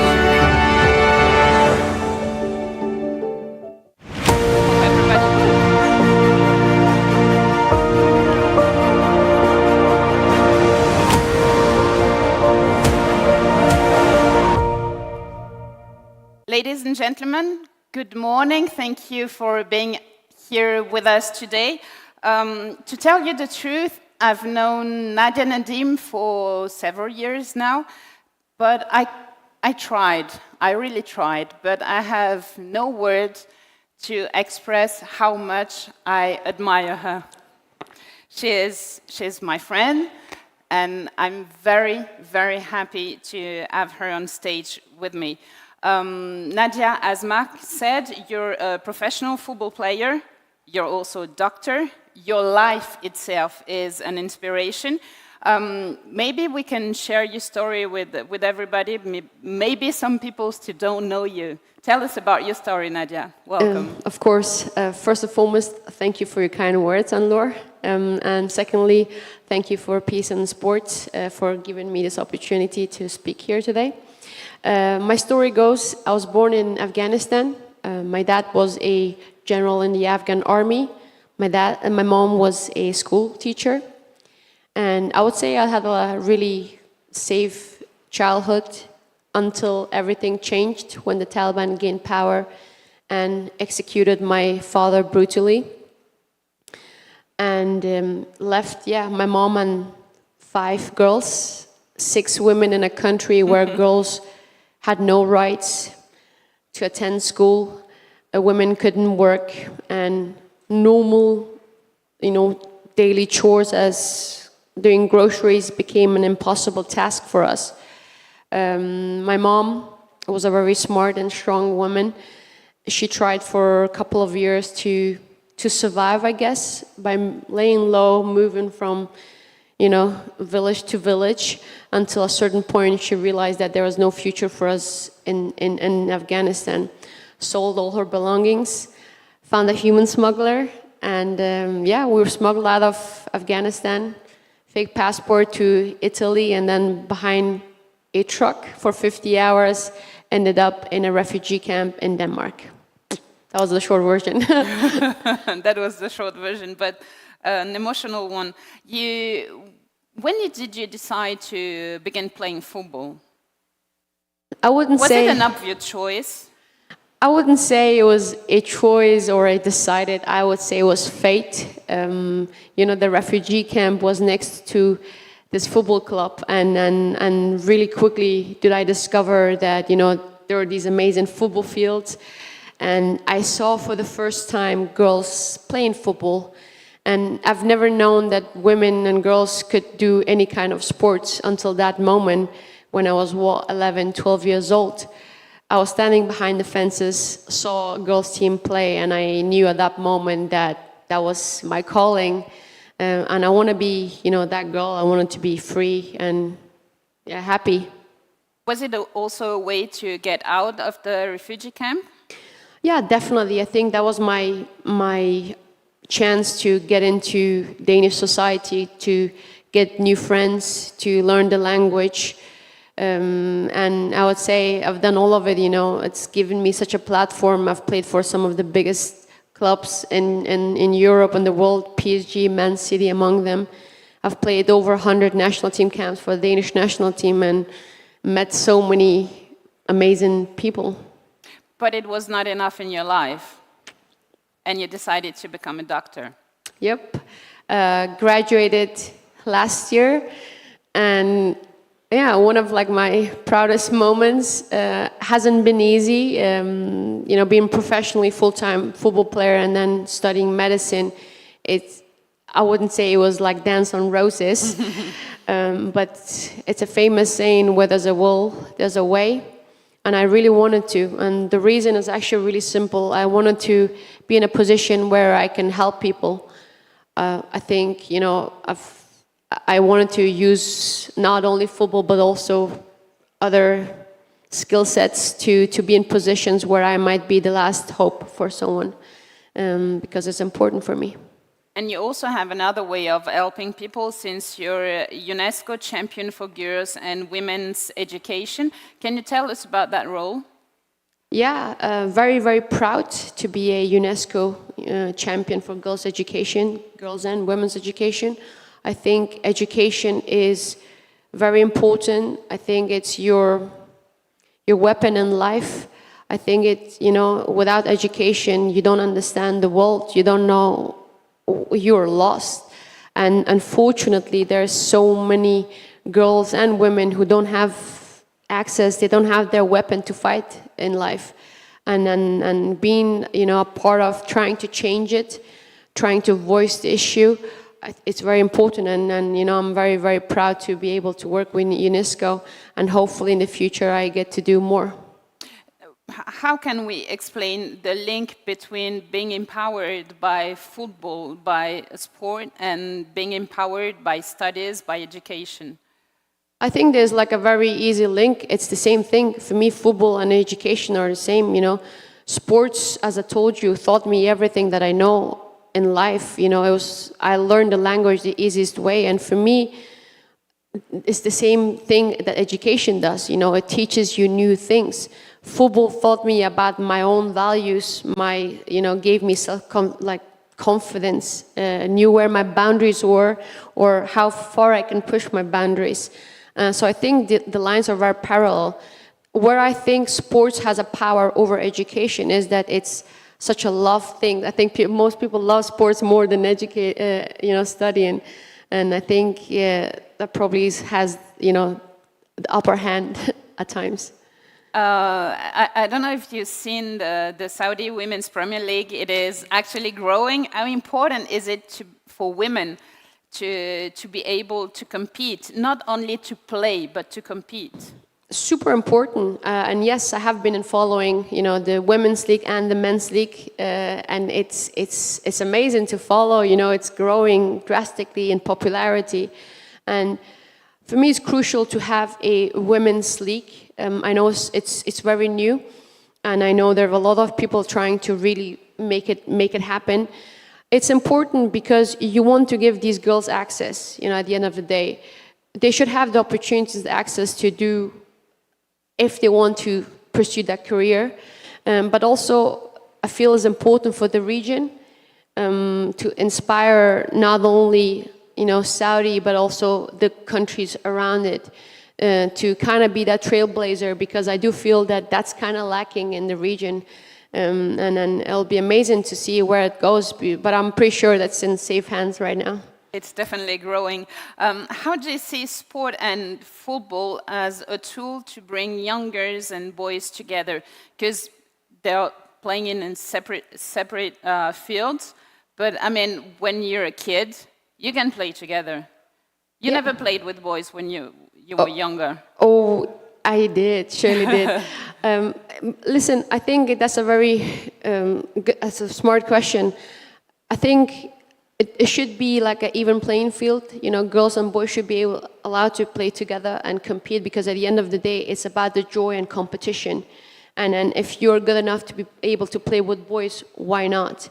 I myself, I played until I was 17 with boys, because that was where I could get the competition, and that's where I could challenge myself.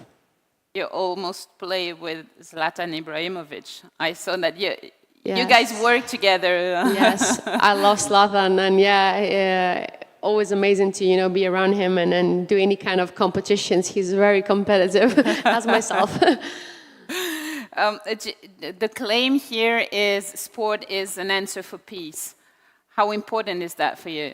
Yeah, I mean, obviously, as everyone been listening today, it's a huge tool. The reason is it's such a beloved thing, and it brings people together. It brings people at the table, and if you can have that, if you share the same love for something, it's easier to find solutions.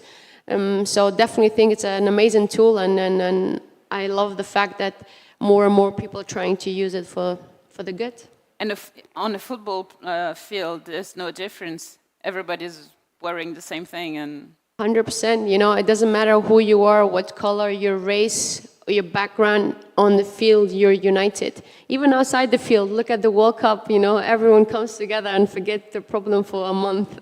yeah, and it's like a peacetime, the World Cup, and it's the same for the Olympic Games. Yes, indeed, and we should have World Cup every year, I guess.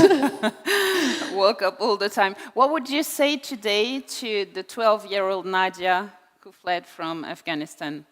I would say that keep doing what you're doing, have faith, and always remember to dream big. Dream big and be supportive to other girls. Oh yeah, 100%. How was it in your family? Because you said 4 sisters? Yes, 4 sisters and my mom. Very supportive, as I said, my mom was a very educated lady, and she knew the values that sport could give us, and never been Muslim, coming from Afghanistan with a lot of cultural differences and traditional differences, never been an issue for me to do sports as long as I attend my school as well, of course. And extremely grateful, and this is her legacy. Women are the key. 200%, this. How important it is for the world to have strong women. Nadia, Nadim, thank you so much. I don't know if you want to add something to the people attending today, maybe about peace. One word for peace. Yeah, it's difficult times, and I truly believe that what we're doing today is important. Trying to use sports to create the peace, because it is necessary. You don't have to travel that far to see how people are living. Thank you so much. A big round of applause for Nadia Nadim. Thank you. Appreciate it. Thank you, Allah. Merci. Thank you. We're going to give back the stage to Marc Maury. Oh, we am. I'm sorry about that. There's no worries nice at all. See you. Thank you. The stage is yours. Thank you so much, Anne-Laure. What a great story and a powerful voice paving the way for change and progress in the world of sports and much more. And now, ladies and gentlemen, we will transition to a pivotal topic, youth.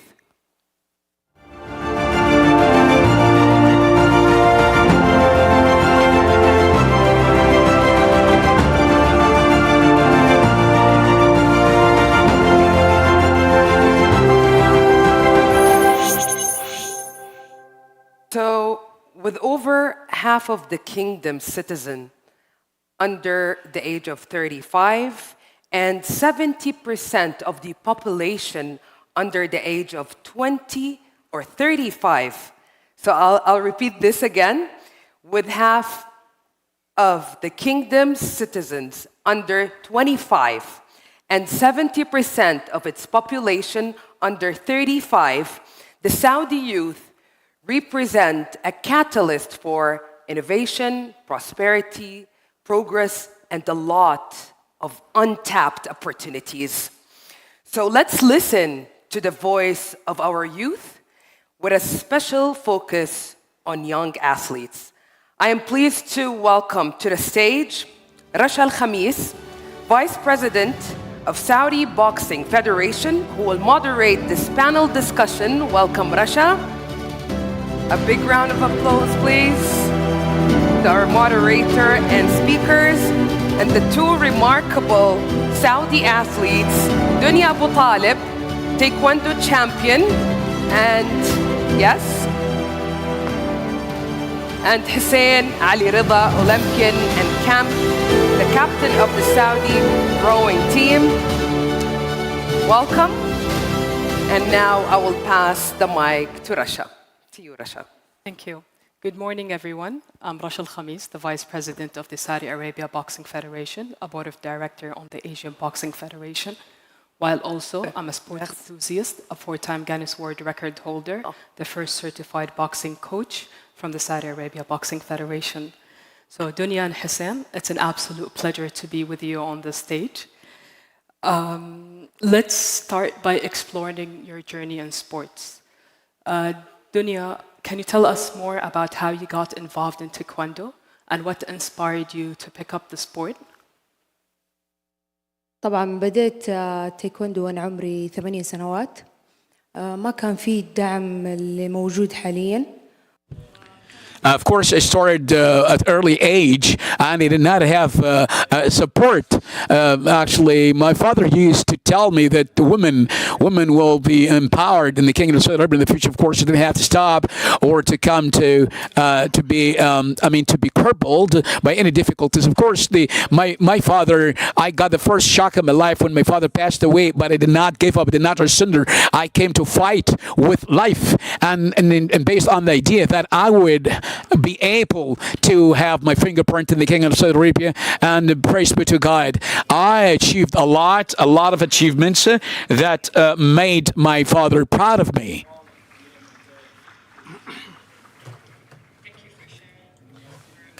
Journey. I'm definitely sure that many of us in the audience are very inspired by your journey. How about you, Hussein? How was your journey and how did you become a champion in rowing? I started relatively late, actually. It was during my master's at university. And I picked up this new sport called rowing that I've never really seen before. And it just encapsulated just the extremes of sport, extreme fitness and physicality, and ultimate finesse and technical ability. And it just sucked me into this new world. And ultimately, the Olympics is everything in rowing. Everything surrounds the Olympics. So when graduating, I had improved quite a bit, and that seed was just planted in your head. There's just 3 years to the Olympics. Can I do it? And that's when I made the decision with my parents to just drop absolutely everything and try and qualify to Tokyo. Whoa, what an impressive panel we have here. Both of you have represented Saudi Arabia. Both of you have represented Saudi Arabia on international platforms, including to be flag bearers. Can you share with us some of the proudest moments? Let's start with Dunya, ladies first. أنا بدأت التدريبات طبعا متأخر في آخر 3 سنوات الأخيرة، بداية 2020. بالبداية حققت أول ميدالية لي عربية ذهبية، وبعدها حققت ذهبية بجميع البطولات في المملكة داخلية، وبعدها حققت أول ميدالية على قارة آسيا برونزية، وهذه كانت بدايتي لأني ما أستسلم وأقدر أني أحقق بطولات أكبر. طبعا بعدها صارت الألعاب السعودية. الألعاب السعودية كانت تقريبا يعني التجهيز لها 4 أشهر فقط، وكانت مدة مرة قليلة. وبعد الألعاب السعودية كانت في بطولة العالم ب15 يوم. الحمد لله حققت ذهبية الألعاب السعودية وكان إنجاز عظيم، وبعدها حققت الميدالية البرونزية في بطولة العالم، وكانت هنا بداية دخولي للتاريخ بأول لاعبة سعودية تحقق أو تصعد على منصات التتويج العالمية. وبعدها شاركت في بطولة الألعاب الآسيوية وحملت الراية. وسبق لي إني أنا حملت الراية في دورة الألعاب الإسلامية وهذا فخر جدا لي وإن شاء الله السعودية تقدر إنها تكون في تتويج في منصات أولمبية. It must be a very proud moment for us all to see you carrying the Saudi flag on an international platform. Back to you, Hussein. Can you tell us more about your proudest moments? Honestly, I've been lucky enough to have many incredibly proud moments, especially being flag bearer at the opening ceremony in Tokyo. I think for any athlete, that's the pinnacle. It's just the ultimate honor. But I think that's too easy of an answer. A really proud moment that stuck with me for a very long time was actually this last December. It was after Tokyo. It was the first time I traveled to a rowing competition with a team. Up to that point, I've been traveling with my coach, just us two mainly. You know, I'm seeing other nations there with their massive squads, and it was just sort of me and Bill Barry. But this December, we went to the Asian Championships with a full squad.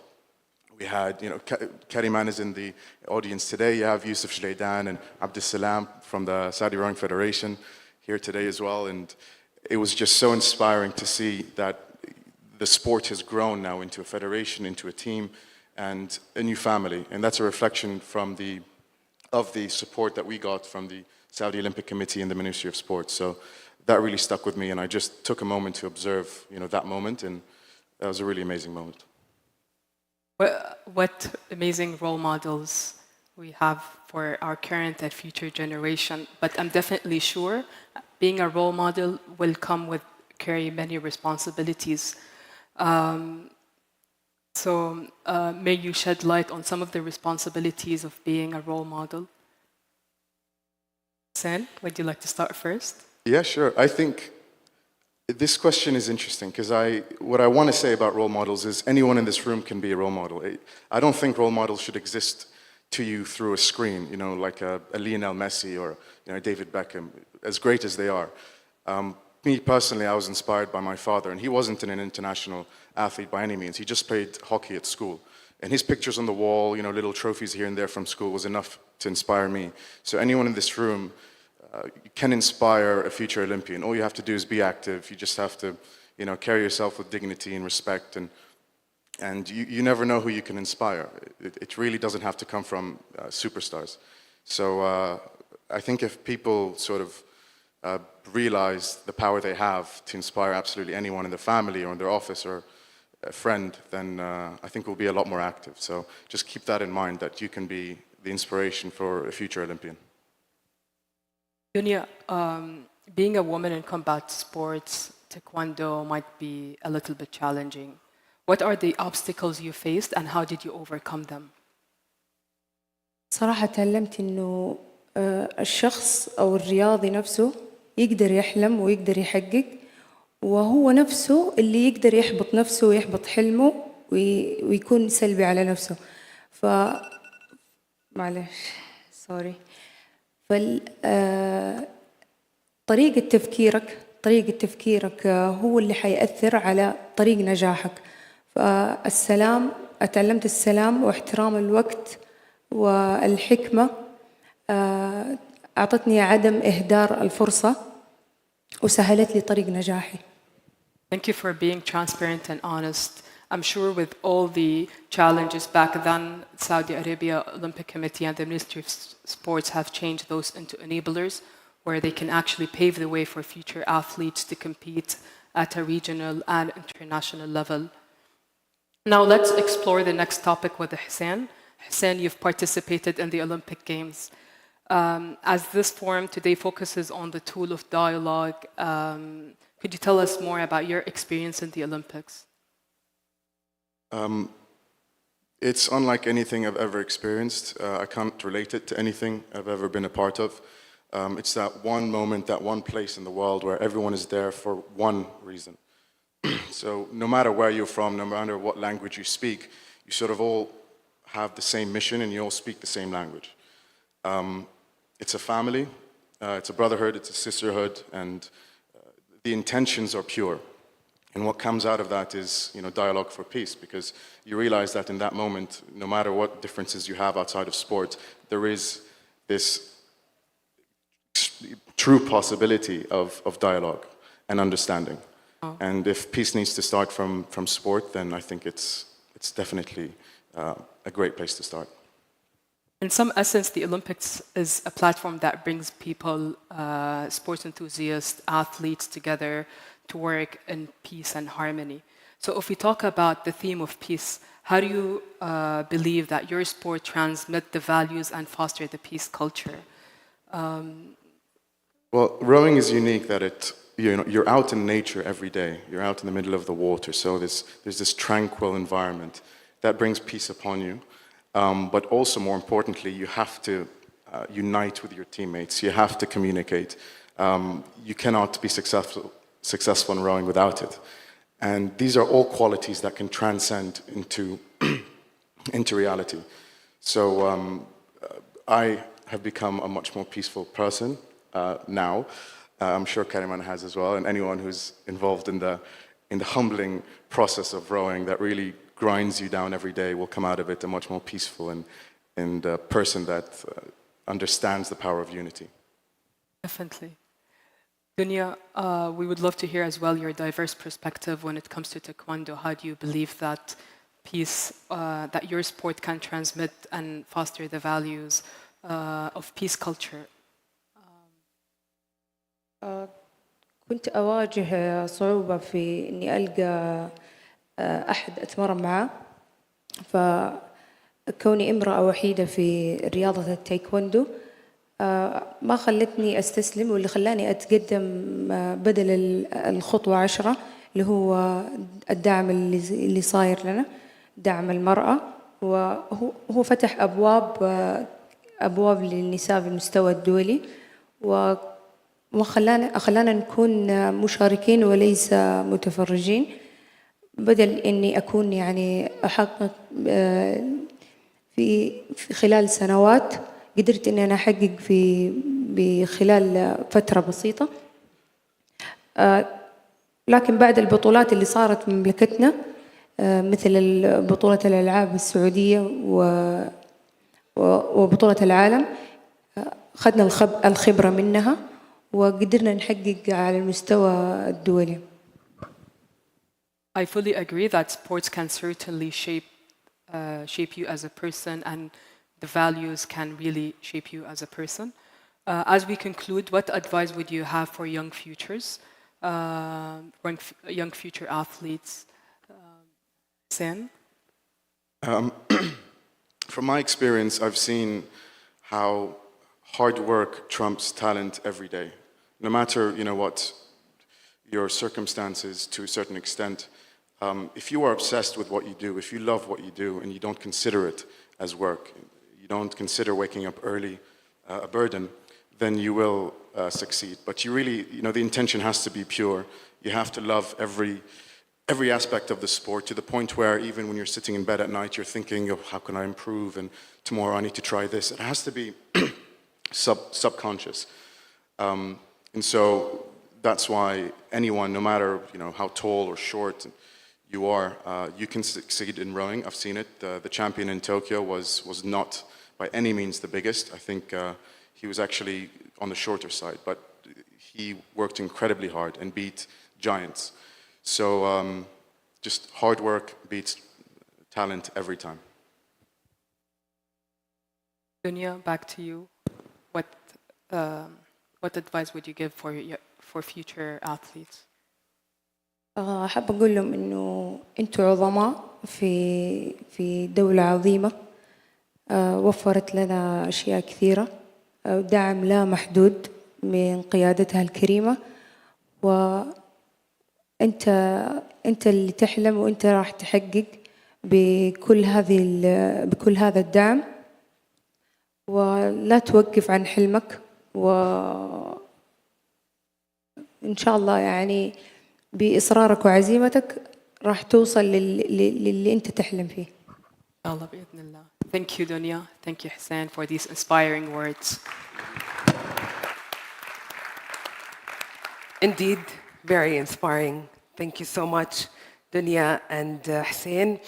Let's move on now to the panel discussion, ladies and gentlemen, during which a fundamental question will be discussed.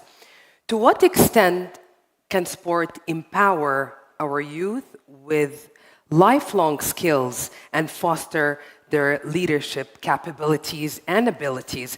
Please join me in welcoming an exceptional lineup of speakers. His Royal Highness Prince Khalid bin Al-Walid Al Saud, President of the Saudi Sports for All. A big hand, please. Welcome, Your Royal Highness. And Dr. Abdullah Al Fawzan, Secretary General of the King Abdulaziz Center for National Dialogue. أهلا وسهلا فيك دكتور. على مهلك. And Batul Baroum, CEO of the Saudi Olympic Academy. Welcome, Batul.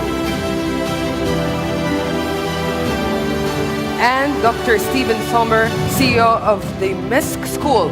Welcome, Dr. Stephen. I'll pass the mic to you, Rasha.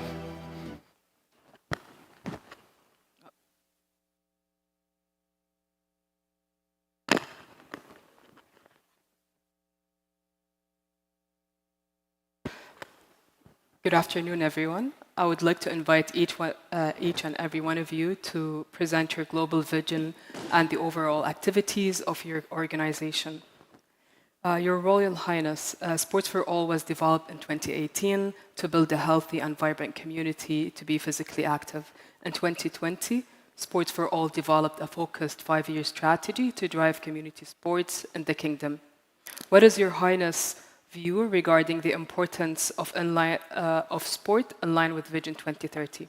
What is the place of youth in it, and what have you observed so far?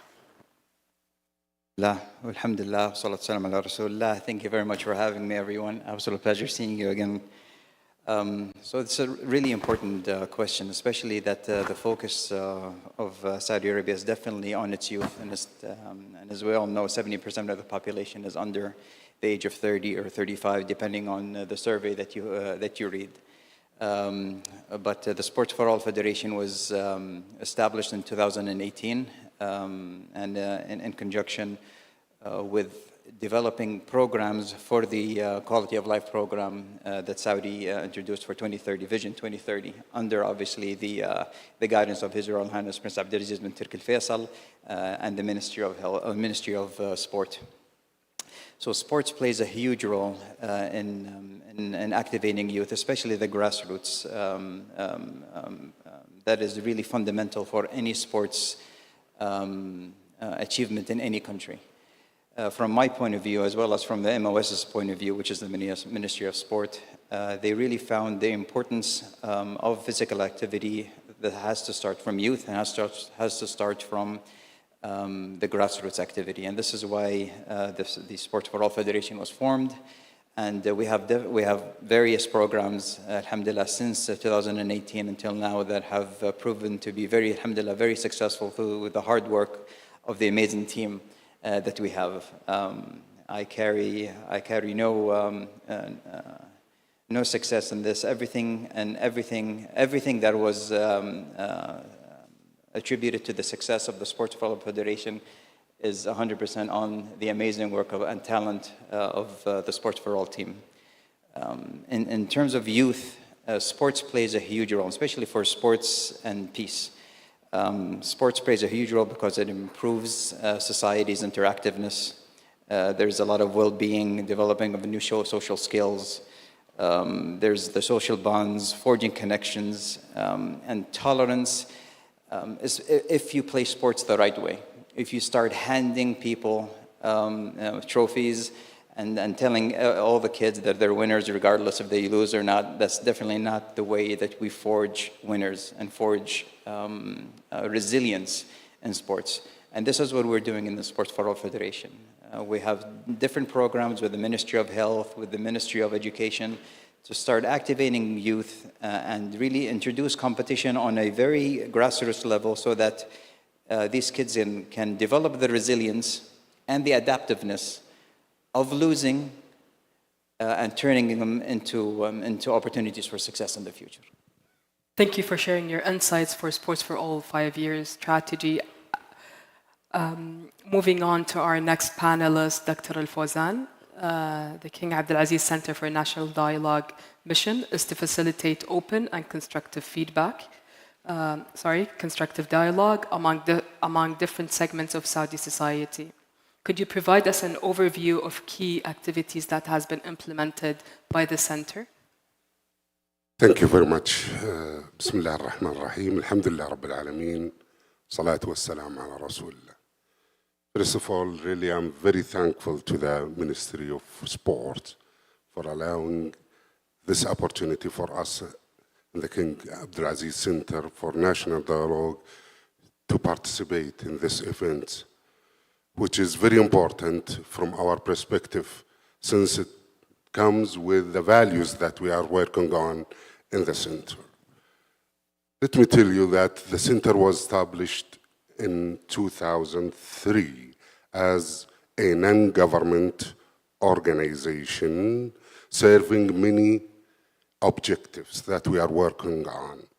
First of the objectives is the spread of the culture of dialogue itself. Secondly, to enhance the values of coexistence, social cohesion, and tolerance among Saudi youths.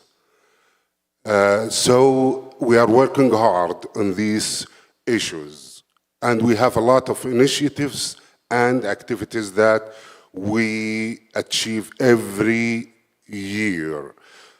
At the beginning, in 2003, the first thing that we had done at that time was the national dialogue meetings. You know, our society is just like any other society. It's diverse. It contains a lot of people from different religious sects, also from different provinces, from different tribes. So it's the mission of the center to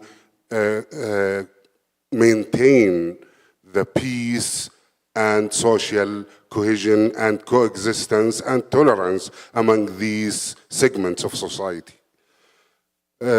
So we are lucky enough that the first among the activities that we had done over there, that national dialogue meetings with elites from different backgrounds coming together in order to reach a ground of understanding and maintaining the values of peace and tolerance and social unity and social cohesion. And we were lucky enough because these meetings reached to many recommendations which is sent to the policymakers at that time in order to apply these recommendations, among which, as I told you, social unity, women empowerment, youth empowerment, and all the services were under the discussion of the elites of Saudi society. Also, we have what's so-called the Academy of Training or Dialogue Academy Training Center.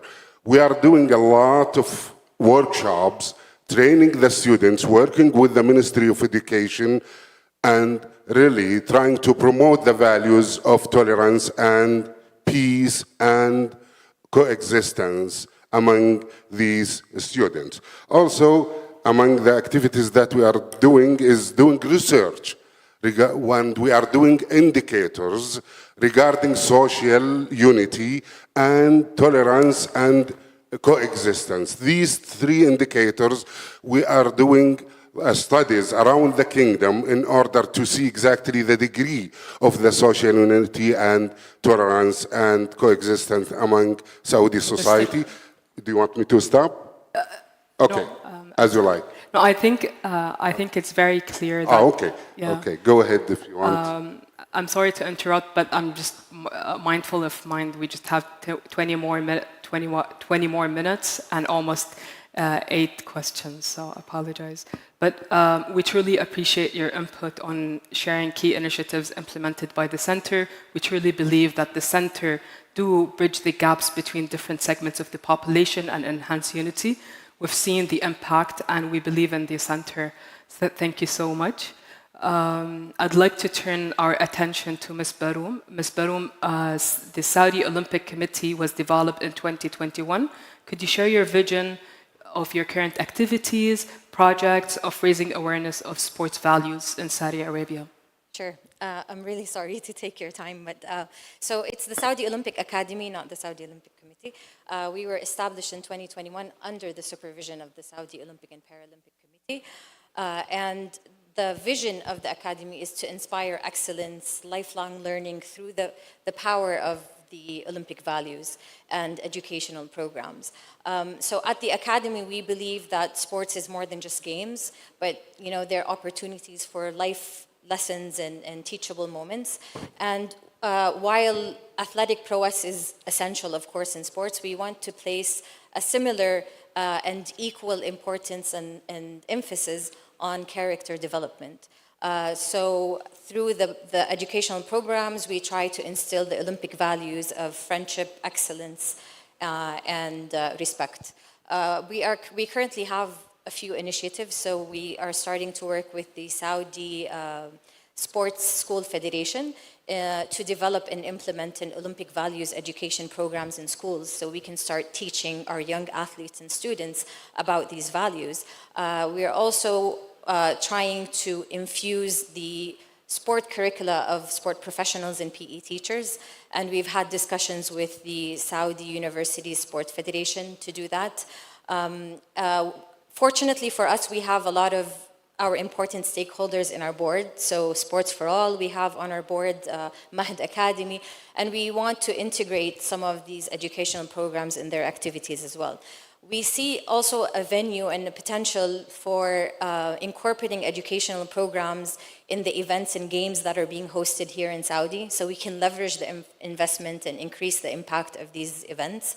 There's a really nice example for that, which is the Youth Olympic Games that are being held for. It's a elite sporting event, but it is unique and distinct in the way that it incorporates a lot of educational programs and a series of activities for the athletes and participants. So even when they're away from the field of play, they are going through a lot of activities and fun and engaging events and sessions where they have the opportunity to learn about the Olympic values and engage with other people and experience and exchange culture and ideas with other participants.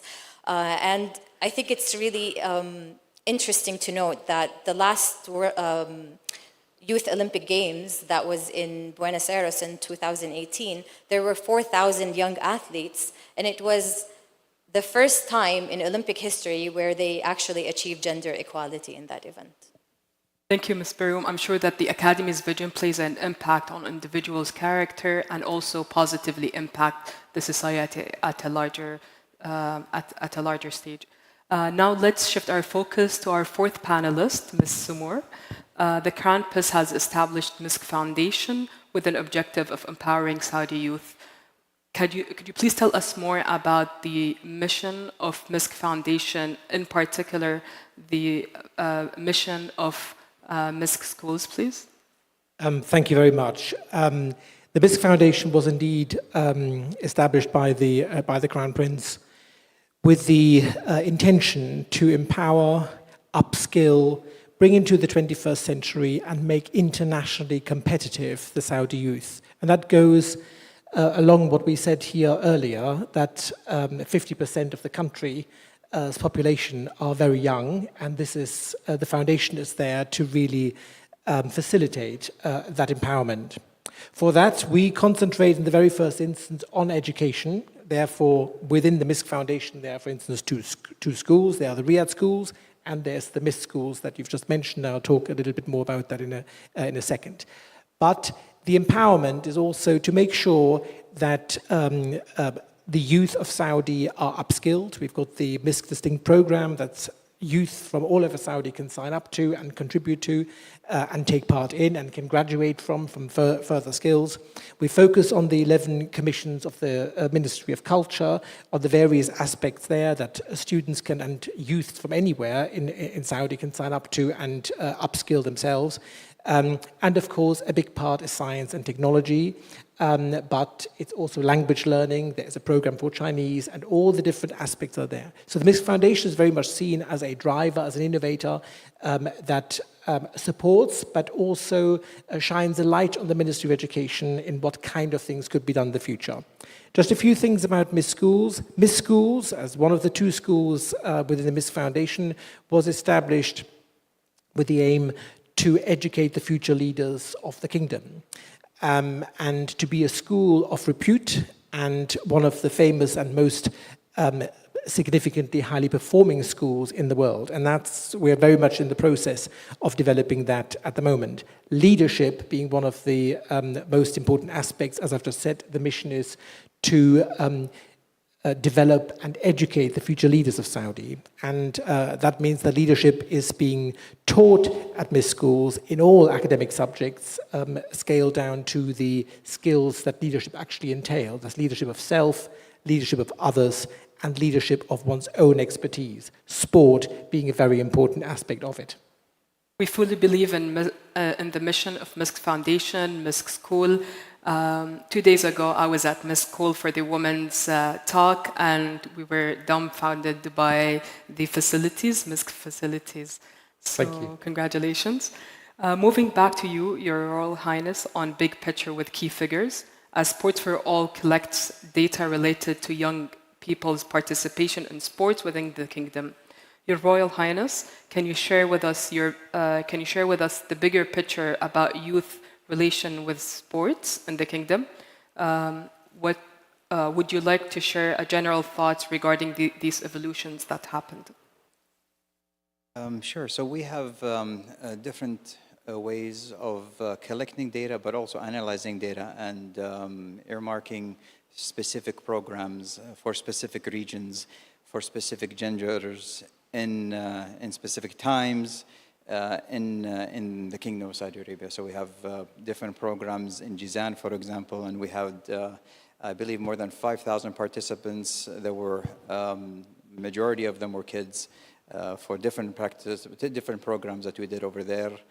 We have different programs also when it comes to neighborhood clubs, which is a really near and dear program to my heart, simply because during the surveys that we do, the active participants of the youth is about 6% in the kingdom, and that is practically the lowest it can be in the region, as well as overall globally, I would say. And this is something that's, one, unacceptable, but two, easily reversible. Through different programs that we did with, for example, Move to Game was a really innovative program that the amazing team came up with during COVID times. And we had a deal with the Esports Federation, so that every tournament that they do, we would participate in, and we would chip in with their tournament winnings and prizes. But for everyone who wants to participate in it, they had to video themselves and then post it on social media of them doing 10,000 steps, 100 push-ups, sit-ups, etc. We had more than 250,000 participants during then. Now, we all know that COVID played a huge role in the uptick in physical activity, simply because of, one, I'm not going to get into the policies, but the specific policies that were enforced at that time. So people had a lot of free time, so therefore they had a lot of movement, a lot of time to have some movement. Regardless of that, those numbers tapered down significantly, but not in an alarming way. Our last survey, we had about 48.2, 48.5% of the population active, which means they were doing some sort of physical activity of 30 minutes a week, Not very much, but we've changed the definition of physical activity right now for us, and we're really focusing on 150 minutes a week for adults and 1 hour a day for the youth. The youth, again, play a huge role in our federation. The most important thing is that we have to get that 6% number up in any way possible. And that's really simple, simply because 75% of the population is under 30. So you have a really young population. We're very active and very creative on how to get these youth active. Thank you for sharing these valuable insights. These are true numbers, testaments that displays the growing interest and active participation in sports across different age groups. It's truly inspiring. Thank you, Your Royal Highness. Ms. Baroum, sport can have a significant impact on leadership development. You've stated in your previous answer, in your opinion, how can sport empower the youth with leadership character? How does the Academy use sports as a platform to instill values and skills? Absolutely. At the Academy, we are strong believers in the power of sports and the impact that it has on societies and individuals.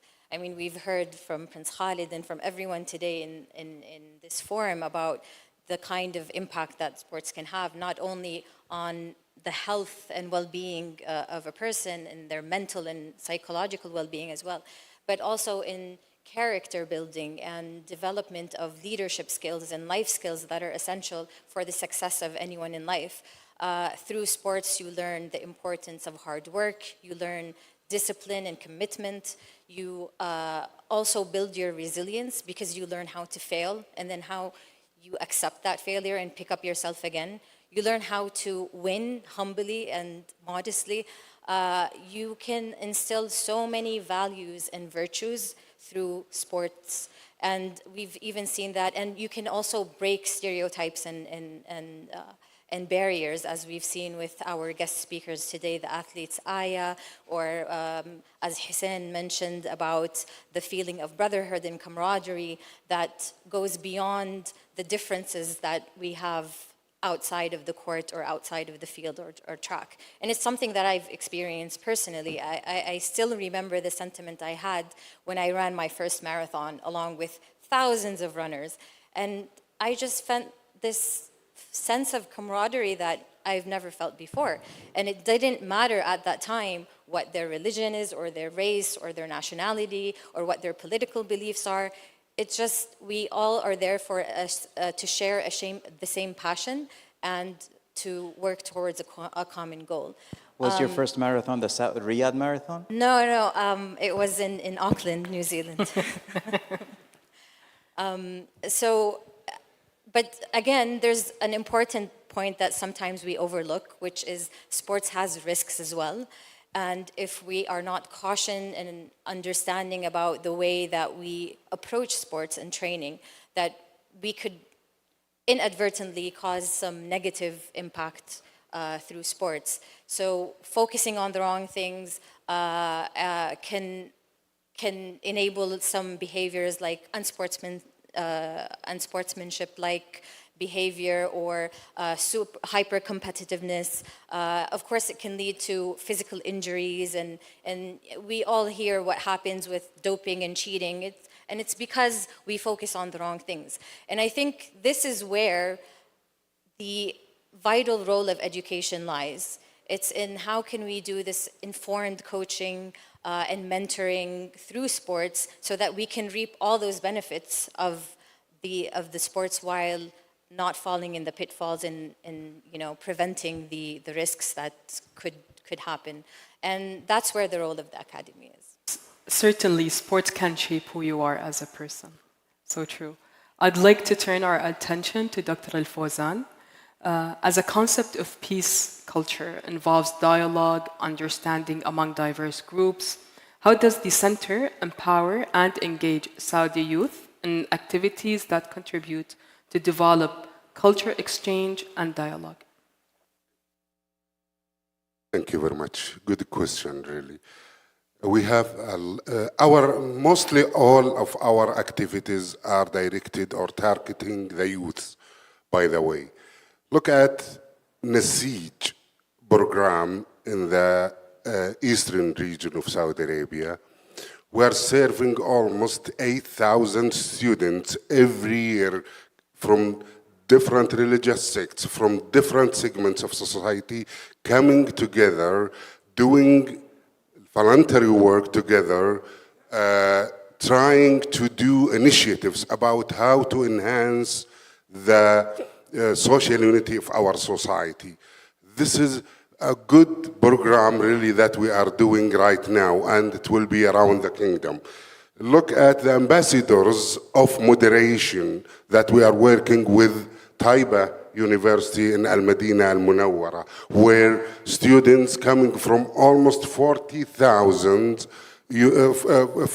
from 40 universities around the kingdom, either private or public universities, they are coming to Al-Madinah, to Taiba University, in order to train them on tolerance and coexistence and respect to each other. And also, we held 2 conferences with UNESCO, with the students coming from almost 32 countries around the world, under the umbrella of the center itself, and the title is Volunteering and Dialogue.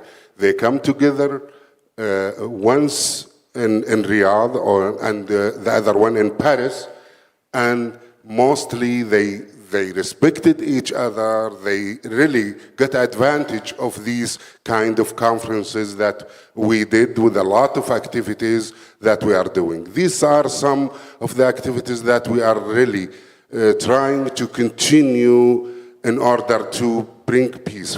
Regarding sports, let me tell you what we did with the sports itself. We called really a lot of famous football players to the center to meet with our young people and tell them about tolerance, about how to behave sometimes. And they liked it so much because famous football players, they come to us. Secondly, we are working now, and hopefully the Ministry of Sports will support us. We are working on research indicator about sport hooliganism, or they call it sport fanatism. So we are working on this indicator, hopefully with the help of the Ministry of Sports. And this is a kind of research that we have to do now.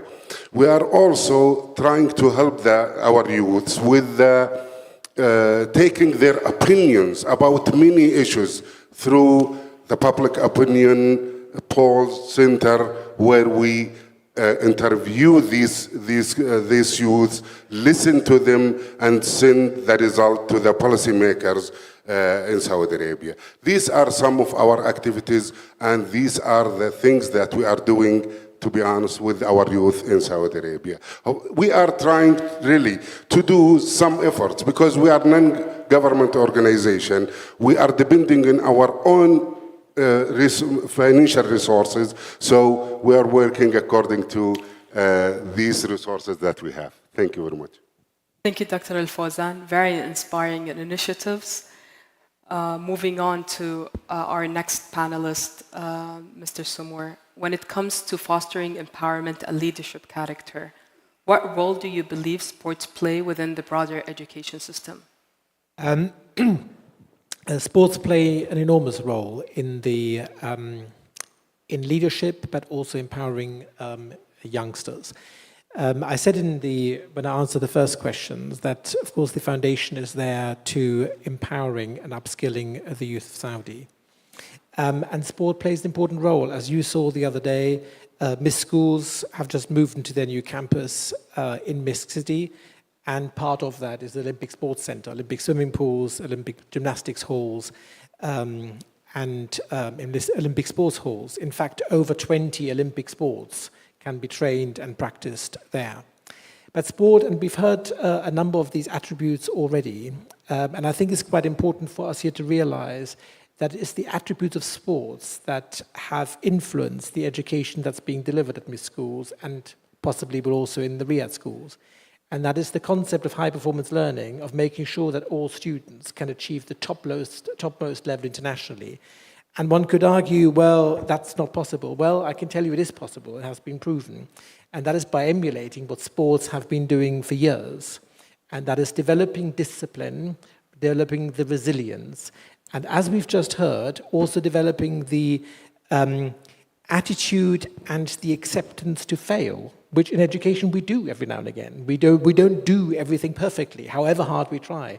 Education comes in peaks and troughs, and that is an important aspect in sport that we can, let alone aspects that I've mentioned before about leadership that you learn in sport. In fact, there's a lot of truth in the saying that many of the world's top leaders are also good sportsmen, because it is about being part of a team, and every sportsman at some stage has to lead a team, however big, however small, and has to be prepared to be led. That's not easy. If you don't learn to be led, you don't know how to be led, and to be a part of a team that then is strong. The acceptance of your own strength being dependent of the strength of everybody else, because the team's like a chain, and the chain strength depends on the weakest link. And those are very important qualities for students to learn at a very early stage. So sports is one of those aspects that plays an important role in the foundation in MIS schools and also in the Riyadh schools, but actually it has transcended into the education per se on what's being done in maths, in Arabic, in Islamic studies, everything, what I've just said in the attributes, persistence, discipline, and also making sure that we try things out which might not work and try again using another tactic. And those are very important skills that sport has taught us.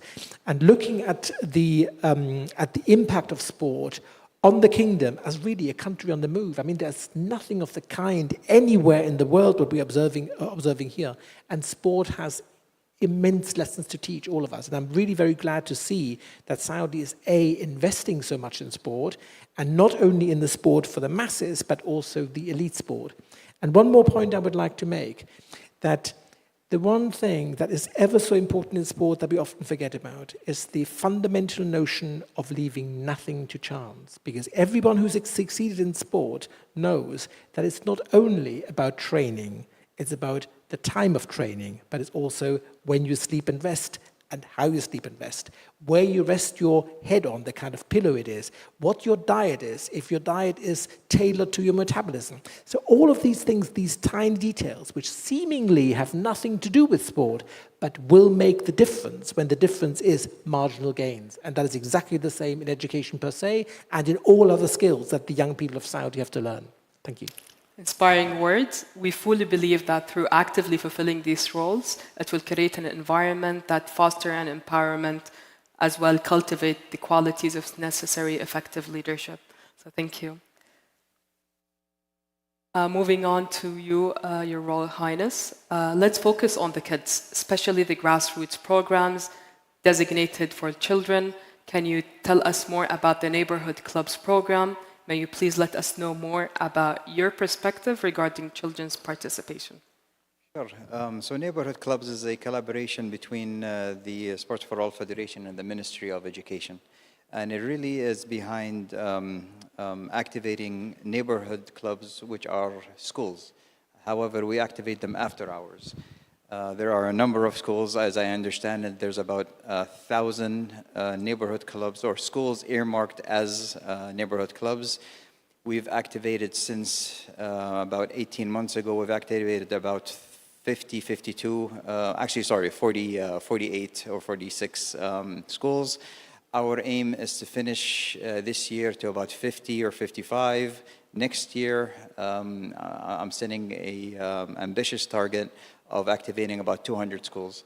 My ambition, honestly, and we've actually met with the Ministry of Education not too long ago with His Excellency, the Minister. And we have verbally agreed on the SFA will be responsible for activating the 1,000 schools that they have. And that'll be throughout the 5 years or 6 years until 2030. And our idea is to activate 200 schools every year. Throughout that 1 year, the key thing to do is definitely to hand over the activation or the responsibility of activating these schools after hours to the community. So to hand it over to the volunteers so that it is not a constant burden on the Ministry of Sport to activate these schools or even the Ministry of Education, but it's a responsibility of the neighborhoods to upkeep and to start developing these different programs. And we have about, 30 cities that we're activating them, and we've got about 20,000 participants right now, alhamdulillah. But anyway, that's just the beginning. We've had a lot of support from the Ministry of Sport to push us towards activating these neighborhood clubs, simply because that we believe that, again, driving the youth to physical activity will definitely increase the chances of having a healthier and more vibrant society. Definitely balancing competition with enjoyment while also ensuring that the children's interest and well-being are key factors. Ms. Baroum, now let's shift our focus on technology. In a rapidly changing world, the role of technology and innovation is crucial in youth engagement. How is the Saudi Olympic Academy leveraging technology and innovation approaches? Absolutely. I mean, we live in a digital age, and you just got to get with the times. Well, the Academy intends on being on the forefront of integrating technology and innovation with its educational programs. Of course, I can't say we're there yet. We're really young. We just started. We're taking small steps.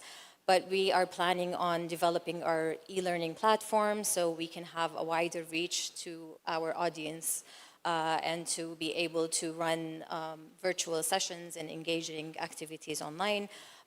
Fortunately for us, with COVID, most of the organizations now have at least the minimum infrastructure to have, the technical requirements. Just last month, we delivered a workshop with the Ministry of Education to over 500 PE teachers around Saudi on Olympic values. So we do need to get on that. As I said, we're working on it. We're taking our first steps.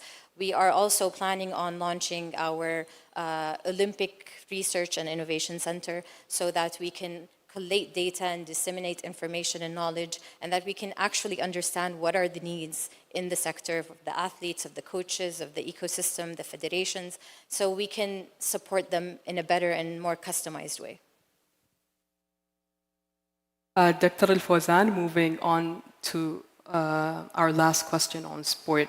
Sport is a unifying force, bringing together people from a diverse background. How do you see the role of sport in promoting the values of mutual understanding and dialogue? As a sociologist, by the way, we look at sports as social phenomena. It represents the will of the people, where they can exercise at least some activities that would lead them together. I remember when I was in my village in Hail, it's called Al Rawda. It's a village, and I remember that we use sports, especially football, to come together. Even in the village, we have different tribes. We have different people coming from outside the village. So sometimes we fight each other, but we chose sport in order to bring us together. So we became friends instead of being enemies to each other. So exactly that's what's happening. In terms of the international arena, I think sport could play a very crucial role in terms of bringing people together and spreading the values of peace, coexistence, and respect to each other.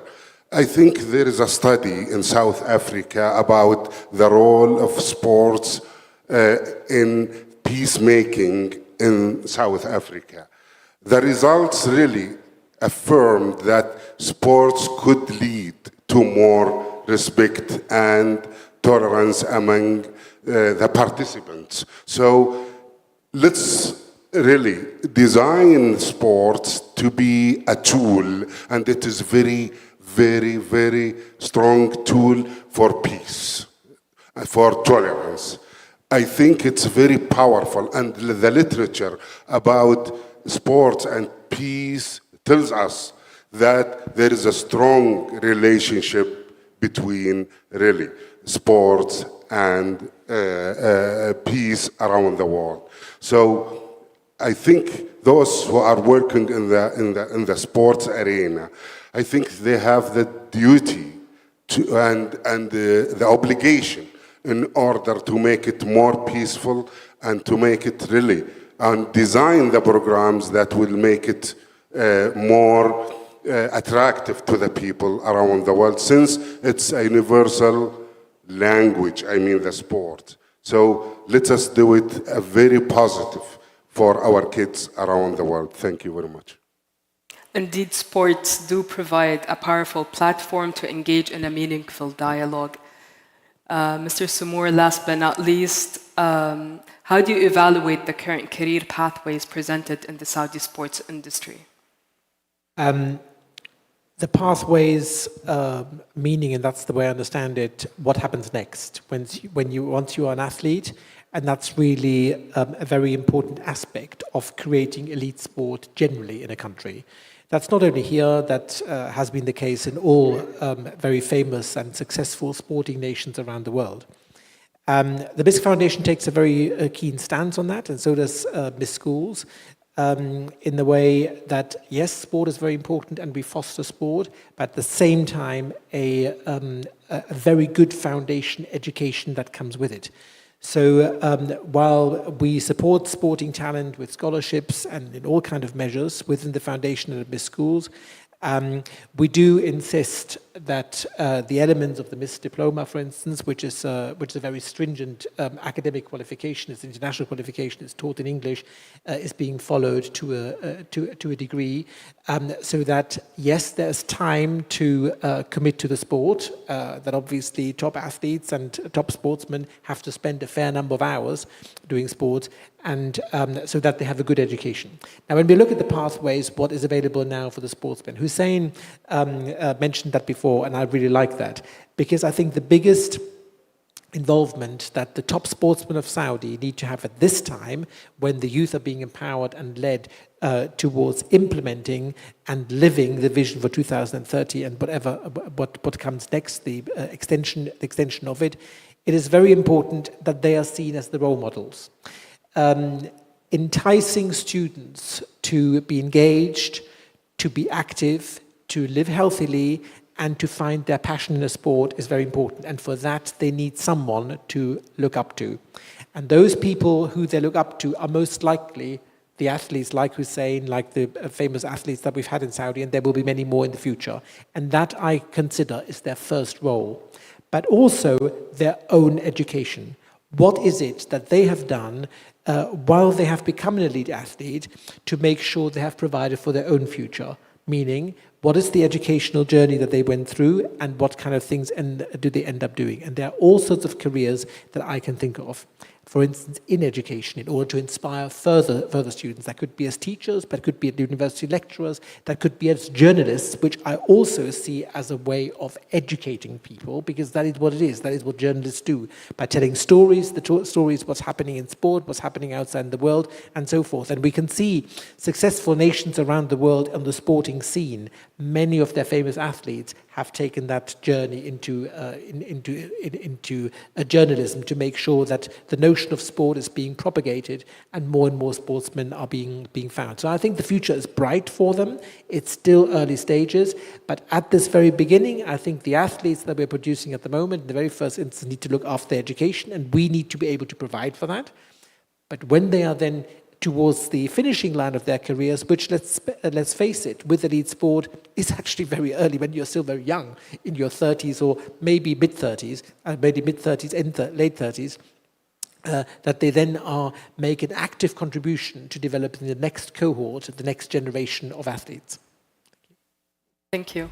One last word from each of the panelists. In one word, what is your recommendation for the future generations?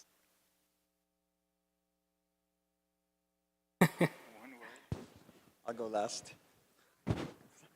Go ahead. Mr. Samour?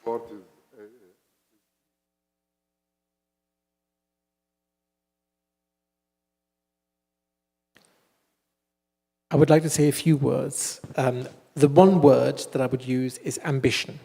And that is very important. It ties in with the human capital piece of the Vision 2030. And that is what everyone needs to have at this stage, where the power of the future for the kingdom lies in the young people, of whom we've got many. And empowering them means instilling ambition, saying there are opportunities there. For that, we need role models, and that is our current athletes, but also role models in the shape of the Crown Prince and the royal household. It's really, there's a lot for us, the Vision 2030, to look forward to that creates that ambition, that great ambition that we've had given to us as an example by the Vision 2030 now needs to be translated in our own vision, in our little piece. What is our contribution to this grand vision? And that is really what I would like to see in all young people to carve out for themselves. Thank you. Sparu? I think I would say awareness, like real awareness and understanding in education, because that is what empowers. I have to say tolerance. I think tolerance plays a really important role with how you put political issues aside and focus on health and wellness and physical activity through sport. Definitely. Thank you so much, everyone. Thank you for your time, and it was a pleasure to be part of this well-esteemed panel. Thank you so much. Thank you. Everyone. Shukran. Thank you, Rasha. Thank you all. Thank you very much. We are now more than ever convinced on the power of sport to empower the youth. Thank you very much for this. Again, warm applause to our panelists. And to conclude this matinee of work, we will focus on the best practices from the field.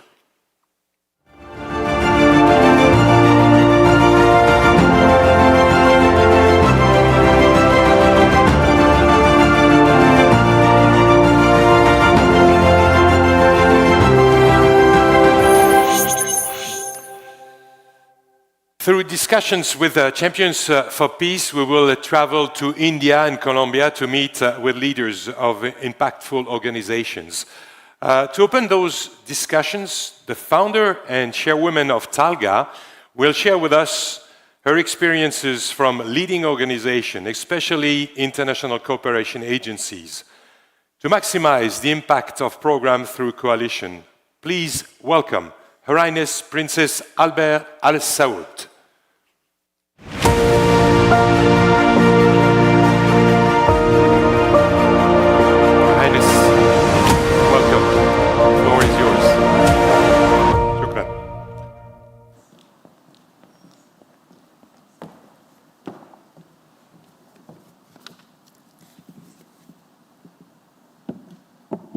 Assalamu alaikum wa rahmatullahi wa barakatuh. I'm really honored to be here today. I've participated in peace conferences throughout the past 10 years all over the world, in Vietnam, Indochina, and the Nile Basin. So I'm really delighted that I am today participating in a peace event with a noble cause in my home country. I'm going to start with a cliche, but it's an excellent cliche. In the year 2000, Nelson Mandela said, "Sport has the power to change the world. It has the power to inspire. It has the power to unite people in a way that little else does. Sport can create hope where once there was only despair. It is more powerful than governments in breaking down racial barriers." Just 10 years later, after the speech, South Africa hosted the World Cup in 2010.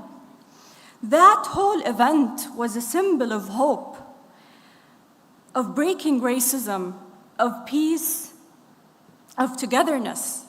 It has been hosted in a country that very few people would have gone to if it hadn't been for the World Cup, especially during that time. Even though the South African team didn't win the World Cup, it did provide hope to the locals who looked on eagerly.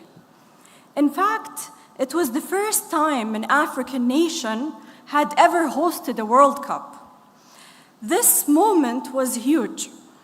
And if one considers that football is the largest collective activity in the world, even bigger than any religion, at least in terms of number of people who either take part or follow football, we can begin to understand the power not only of this event in South Africa, but also of any sporting event held around the world. I myself have never had the opportunity to attend a football World Cup yet. Perhaps the largest international sporting event I have been to is the Longines show jumping tournaments, which happens all over the world. What I love about these sporting events is that it attracts people from all over the world. Suddenly, you have an arena, a platform where people from diverse backgrounds have a reason to spend time together. And while they are actually there to compete with each other, they are also there to socialize, to interact, and to exchange ideas, which they do. And in addition to that, because I practice equestrian since I was a child, I always believed that there is a metaphor of how equestrian, the practice of motion in equestrianism, teaches each person inner peace. The way riders jump over fences when they're doing show jumping, it is like a metaphor of how you should overcome obstacles in your life with as much grace as possible and as fast as possible, with grace and speed. So because I'd like to talk about this idea of being in one place for an extended time, whether it's a day or several days, this is the beauty and power of organizing sporting events. I'd like to talk to you about an event I took part in. It's a walk. It's like a trail. A famous walk known as the Abraham Trail, which I went on a few years ago in Jordan, which is a long-distance, 5-day long walking trail across the Middle East. I've done the Jordan part, but me and my colleagues who did it are hoping to reunite again and do the other Abraham trails in Saudi and Egypt as well. So I think of these walks or this Abraham trail, I think these walking trails are like going on a pilgrimage. And that pilgrimage is being in a state of spiritual motion where people wander in an age-old way towards either a known or unknown destination. That is not only done to achieve a spiritual purpose, but is also the largest sports event in the world, where cultural and social exchanges happen between people coming together from different backgrounds. And one example of that is, in Saudi we have we welcome people to do pilgrimage every year, where millions of people come to Saudi Arabia to perform pilgrimage 24/7, 365 days. So it's like a sporting event. It's a religious event, yes, but it's also an opportunity for cultural exchange as well, and for sharing also peace values with others and having dialogue. So going back to my story, just like a football World Cup, the Abraham Trail that I took brought together different people from different cultures in one place to unite, We spent 5 days, we slept in camps, we had to eat local food with amazing community people throughout our trails, and it was a beautiful experience for me. It was life-changing. And let me share with you a personal story about a person I met on this trail. This person was the son of a very famous religious and peace figure. We walked for 5 days. In that time, I found that slowly and gradually, our differences fell away and we felt safe once again. Why is that? The reason is simple. In sports, you are in a safe environment, one that makes you feel safe so you can compete.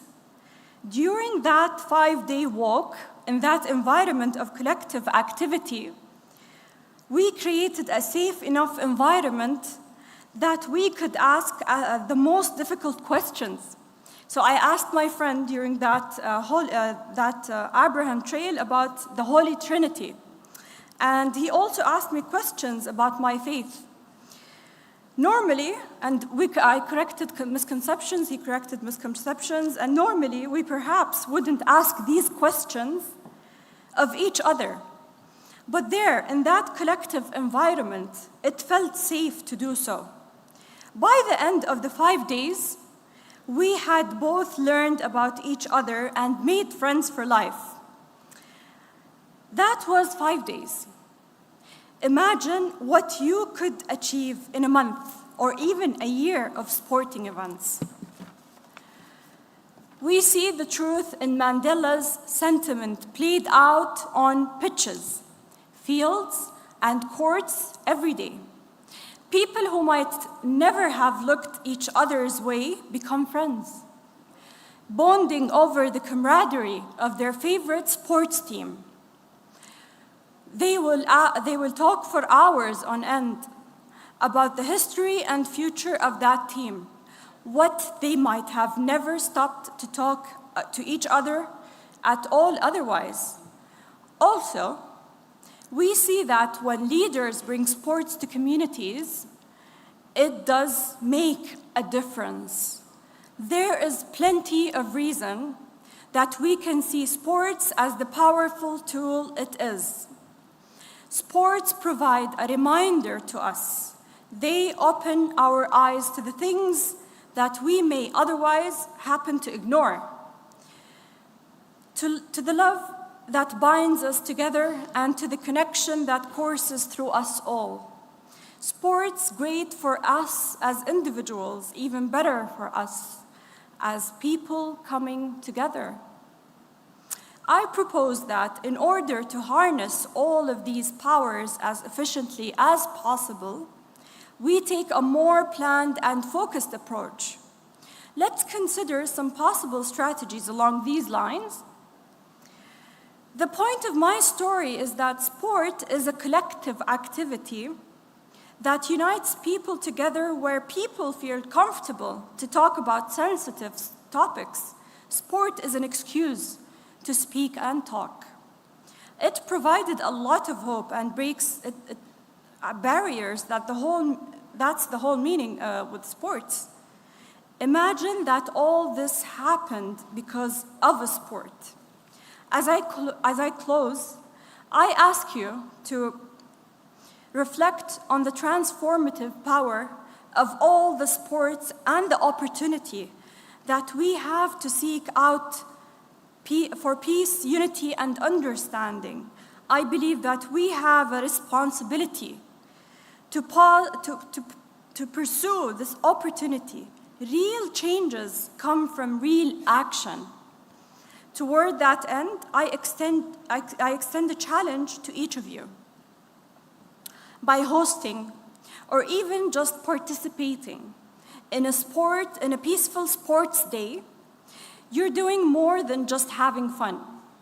You're planting seeds of peace in your community. And collectively, we can nurture these seeds to create a forest of unity and understanding. The journey to global peace might seem daunting, But keep in mind, every journey begins with a single step. Just like the first step I took that year on the Abraham Trail in Jordan, imagine if each person in this room took action and organized a peaceful sports day in their local community. The ripple effect of such a movement could be monumental, reaching far beyond the individual community and potentially sparking a global wave of unity through sports. So, if sustainability is the main challenge of our future, or of our time, then peace will guide the way forward. And sports is an instrument of peace to inspire positive decisions, behaviors, and actions for us all. I wish you luck on your journey. Thank you. Thank you very much, Your Highness. Thank you for this valuable contribution to the forum. As promised, we will now start our journey around the world. First, we go in India. The NADIM Foundation Sports for Life program began in 2018. It's a multi-sports grassroots program for 180,000 underprivileged girls through India, many of whom lived in rural areas. Through Sports for Life, NADIM Foundation is endeavoring to afford girls aged 6 to 16 years old the opportunity to live active and healthy lives, starting them on a sport journey for life. Watch this.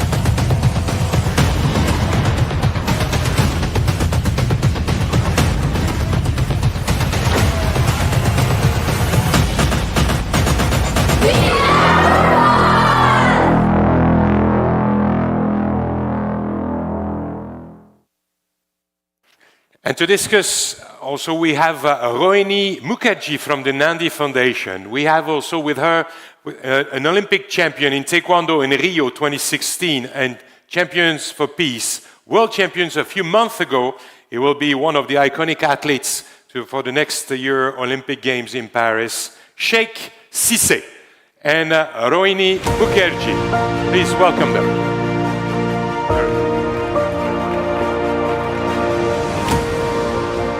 Thank you, Sheikh. That's nice of you. Together. Yes, please. Take your seat.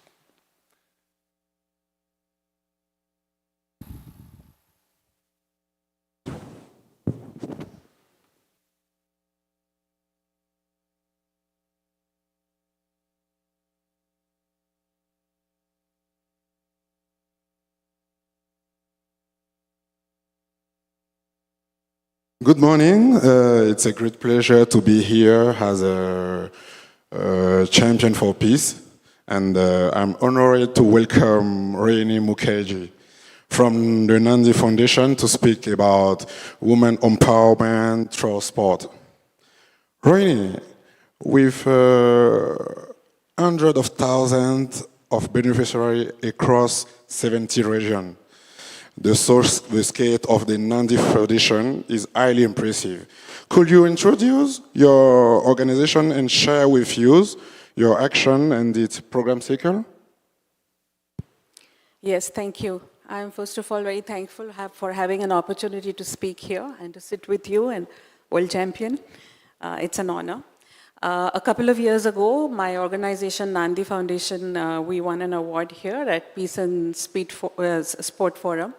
And at that time, we were working with about 36,000 girls. Today, it's 180,000 girls that we work with and about 6,000 women.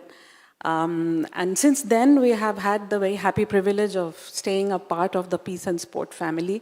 We've been participating in the White Card Challenge every year. We've been part of the Peacemaker program. The time we won the award, I remember my colleague Lisa, who is here somewhere, we went with the award to different parts of the country, India, where our girls play, and they held aloft the trophy proudly for pictures. It was indeed their award. Coming back to your question specifically, Nandi Foundation is a not-for-profit in India. In fact, this is a very special year for us. We turned 25 this year. It's an organization that has been working with the vision of eradicating poverty. All our work, it's in agriculture, in training youth to get jobs. All our work is with the very lowest income families of the country. We introduced sports with our girls' education program back in 2019. And these are all girls from extremely low-income homes. Neither them, nor their parents, nor their extended family have ever had any access or exposure to sports. We introduced the Sports for Life program with the objective of, as the name suggests, sports for life. We want sports to become a part of their life, a way of life for them, for the obvious reasons that many speakers today have spoken of. In sports teaches you so many things that perhaps school or college does not teach you. Very, very basic life skills. Very important points, again made earlier today, is not only do you learn how to win, you also learn how to lose and to pick up yourself and try to get better.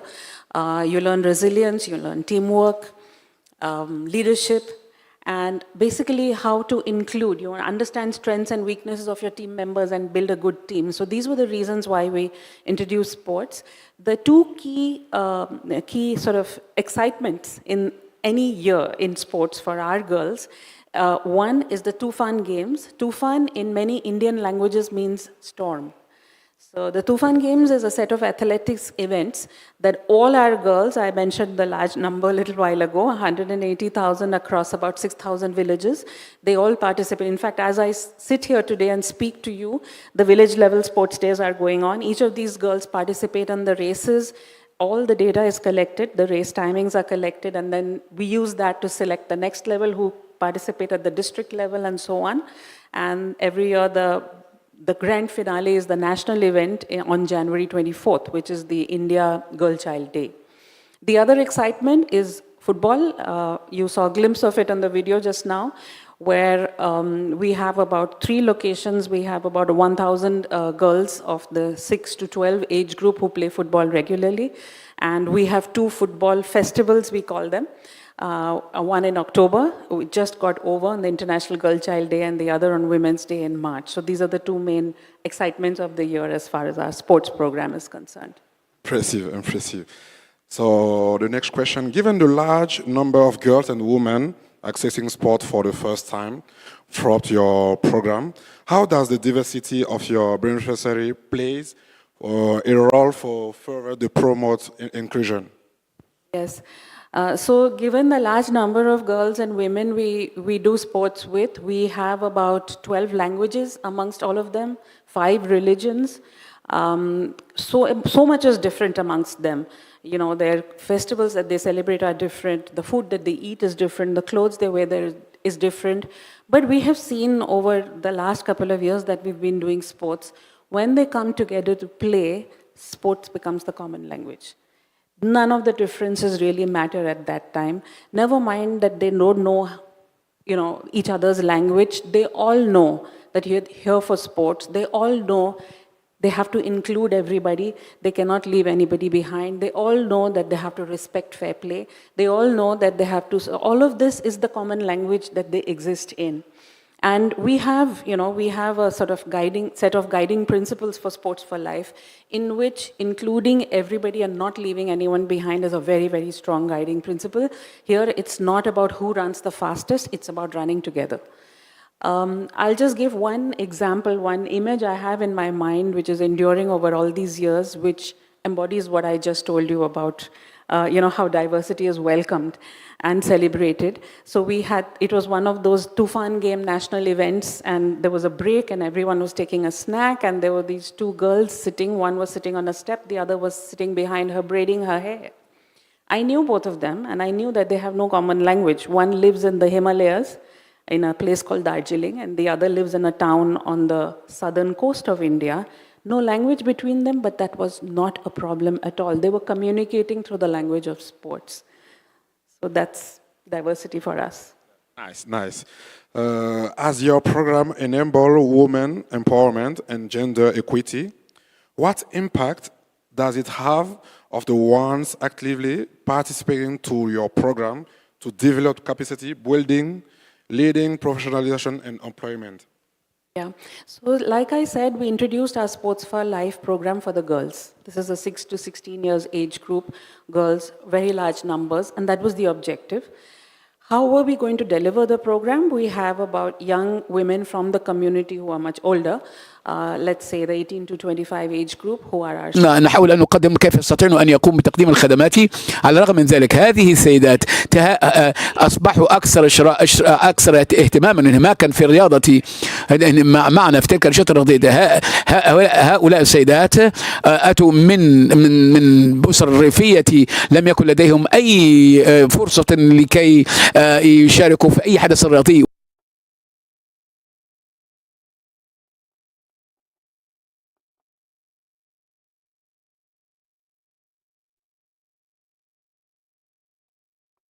Exposure that they started getting to sports thanks to our work with the girls, they started asking for more. They came forward, they started supporting the girls. They in fact became our ground level advocates and champions. When they would go to the girls' families to speak to them and say, your girl's qualified for the district level, she has to travel out. She was an advocate for Sports for Life. She didn't realize it. When she was speaking to the local government officials saying, we want to use this playground for our next event, she was again, sort of championing the cause of Sports for Life for these girls from low-income families. And then this voice that they found, again, an earlier speaker today has said how this emanates into other parts of their life as well. Even at home, even amongst their extended family, in their society, they started getting a voice. Mind you, nobody expected that they would do this.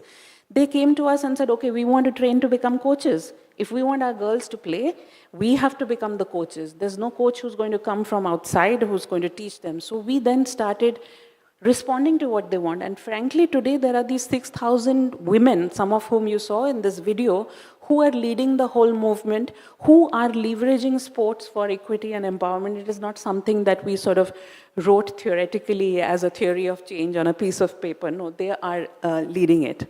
Many of them now, we have just come back from our football festival of 11th October, and we have about 300 women who are certified coaches, certification by the All India Football Federation.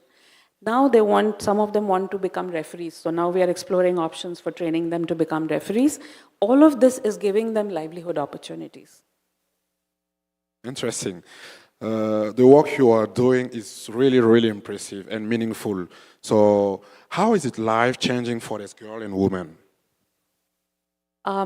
There are so many stories. There are so many stories I can tell you of how it's life-changing, but don't worry, I won't get into all of them. Maybe I'll tell you just one, and that'll be illustrative of what it can do for a young woman in India. So let's say a young lady called Bhavika. The first time I met her was 3 years ago. In her early 30s, two young children, lives with her husband and his parents.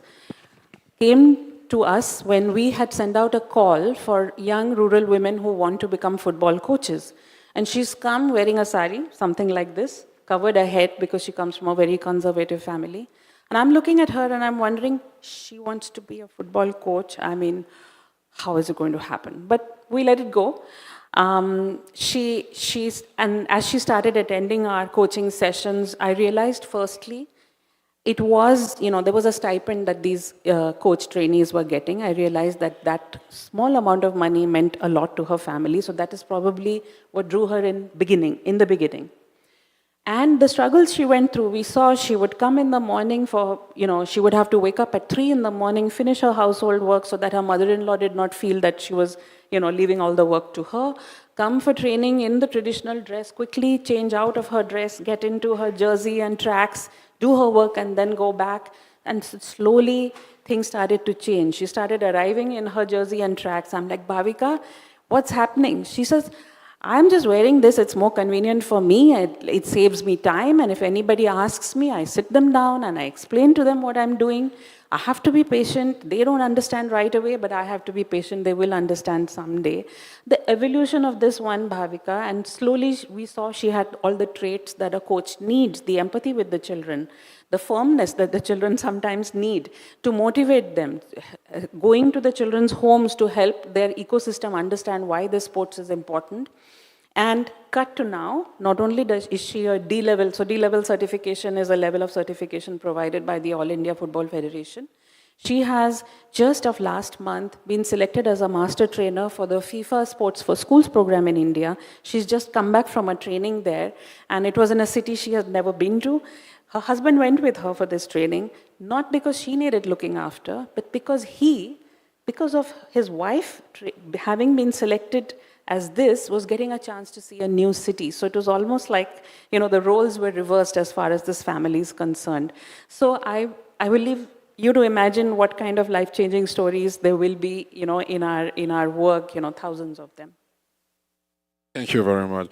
Rohini, thank you very much for being with us and the positive impact you are having to promote gender equity, inclusion, and women empowerment throughout the sport, the power of sport. Thank you very much. Thank you. Thank you, Sheikh. Thank you, Rohini. Thank you very much, and it was great to hear from you. Thank you. Football has an amazing power. To conclude our journey around the world, our last stop will be in Latin America, in Usme, a neighborhood of Bogota, the capital of Colombia. Gerson Flores is a man committed to peace and the founder of COP Colombia International. In 2008, Gerson created COP Colombia to continue his work on a higher level, promoting sport as a tool for prevention and coexistence. The story of this organization and beneficiaries demonstrates the needs for peace-oriented education and sport activities to foster resilience and help young people to manage conflicts in a non-violent manner. Watch it.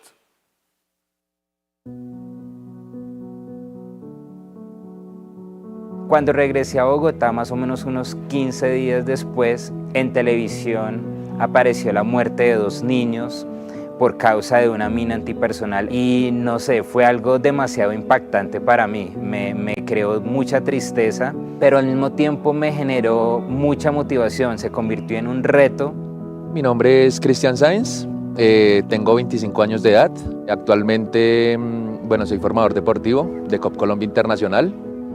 COP significa Constructors of Peace o constructores de paz. Como bien lo saben, en todas las sesiones hay un partido de la paz.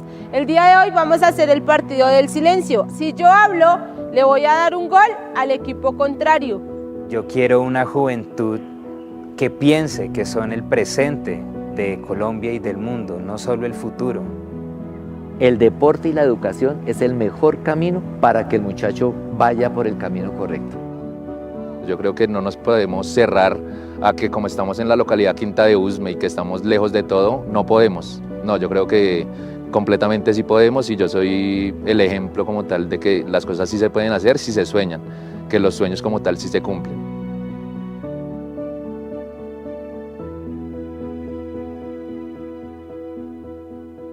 And to discuss with Gerson, an Olympic medalist in Taekwondo in London 2012, and representative of the Champions for Peace Club, Marlène Arnois. Come together, Gerson Flores and Marlène Arnois, please. I know your applause. Come over. Thank you. It's a pleasure to welcome you here, Gerson. Buenos días. Last year, Marlène, you were part of the Juegos de la Amistad in Bogota with Gerson and Peace and Sport team, and I know you want to highlight the amazing work of COP Colombia. Floor is yours. Thank you, Mark. Indeed, it's my great pleasure to welcome an incredible leader and founder of COP Colombia, who will share with us his inspiring story. Jerson, as Mark said, I've had the privilege to experience the positive impact you're having on the field. What has driven you to found Cup Colombia, and what were the first steps? First, let me thank you all for your trust and for inviting me. It's an honor to be here. As you probably saw on the video, well, sport has been part of my whole life. It's my biggest passion. And I have played football since I was 4 years old. But in 1997, during my school holidays, I went with my dad and a friend of mine to visit some Colombian towns. I met many children sharing experiences and playing football in rural areas. So when I returned to Bogota 15 days after, I see on the TV that 2 children died because of a landmine in one of the fields where we played. This was shocking and basically created a commitment in my heart to fight for peace and the rights of children. But it was in 2008 when I was invited to Norway for some conferences as a speaker that I met Norway Cup, one of the oldest and biggest international tournament for youth in football. And it reminded me that when I was a child, I wanted to represent Colombia not only as the peace boy, but as a football player. At that time, I was already an adult, so it was impossible. But I found an amazing opportunity for Colombian children to represent our country as sports ambassadors from vulnerable communities. And this was amazing because I met the directors of the tournament and I convinced them to sponsor the local expenses of a Colombian team. However, when I returned to Colombia, many people and institutions told me it was impossible, that the project was not real for vulnerable communities, that I should focus on rich clubs and children from rich families. And this was pretty much the same frame when I was a child. Many people told me that I had great peace initiatives, but not possible to be achieved because I was not from a wealthy family.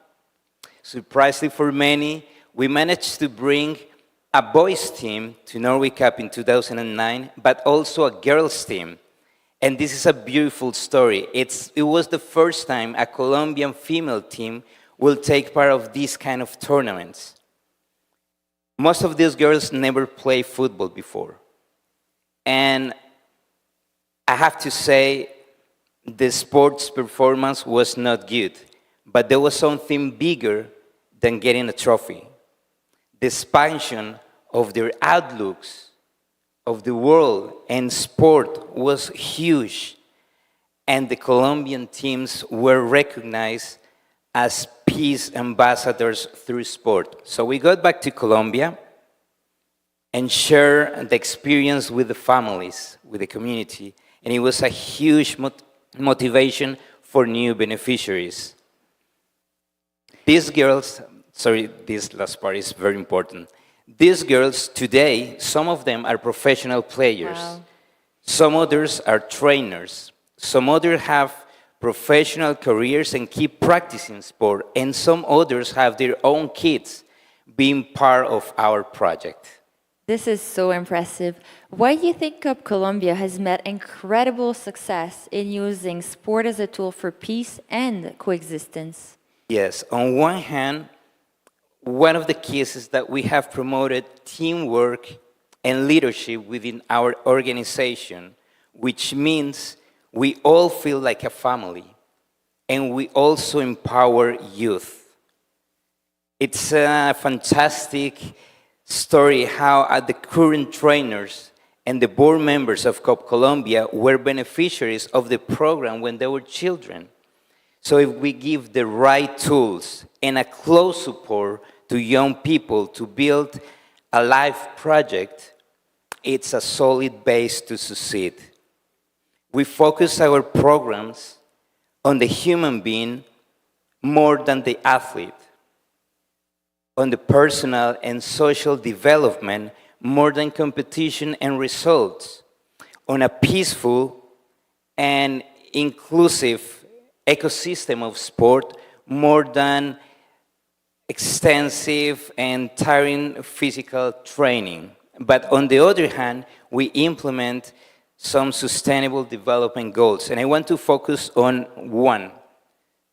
Goal number 17, partnership for the goals. I think positive synergies and coalitions are key to develop sustainable and ambitious programs. For example, we have a program on nutrition, and thanks to the Colombian Food Bank, we can develop goal number 2, zero hunger. We have another one called Scholarships for My Future, and thanks to the partnership with the University Única, we can provide superior education for goal number 4, quality education. We have some other programs, but... You just mentioned partnership. As we know, CUP Colombia has been part of the Peacemaker project since 2021. Could you tell us the benefits of the peace and sport methodology in USME? Yeah, so I want to start my answer by getting back about what I just said.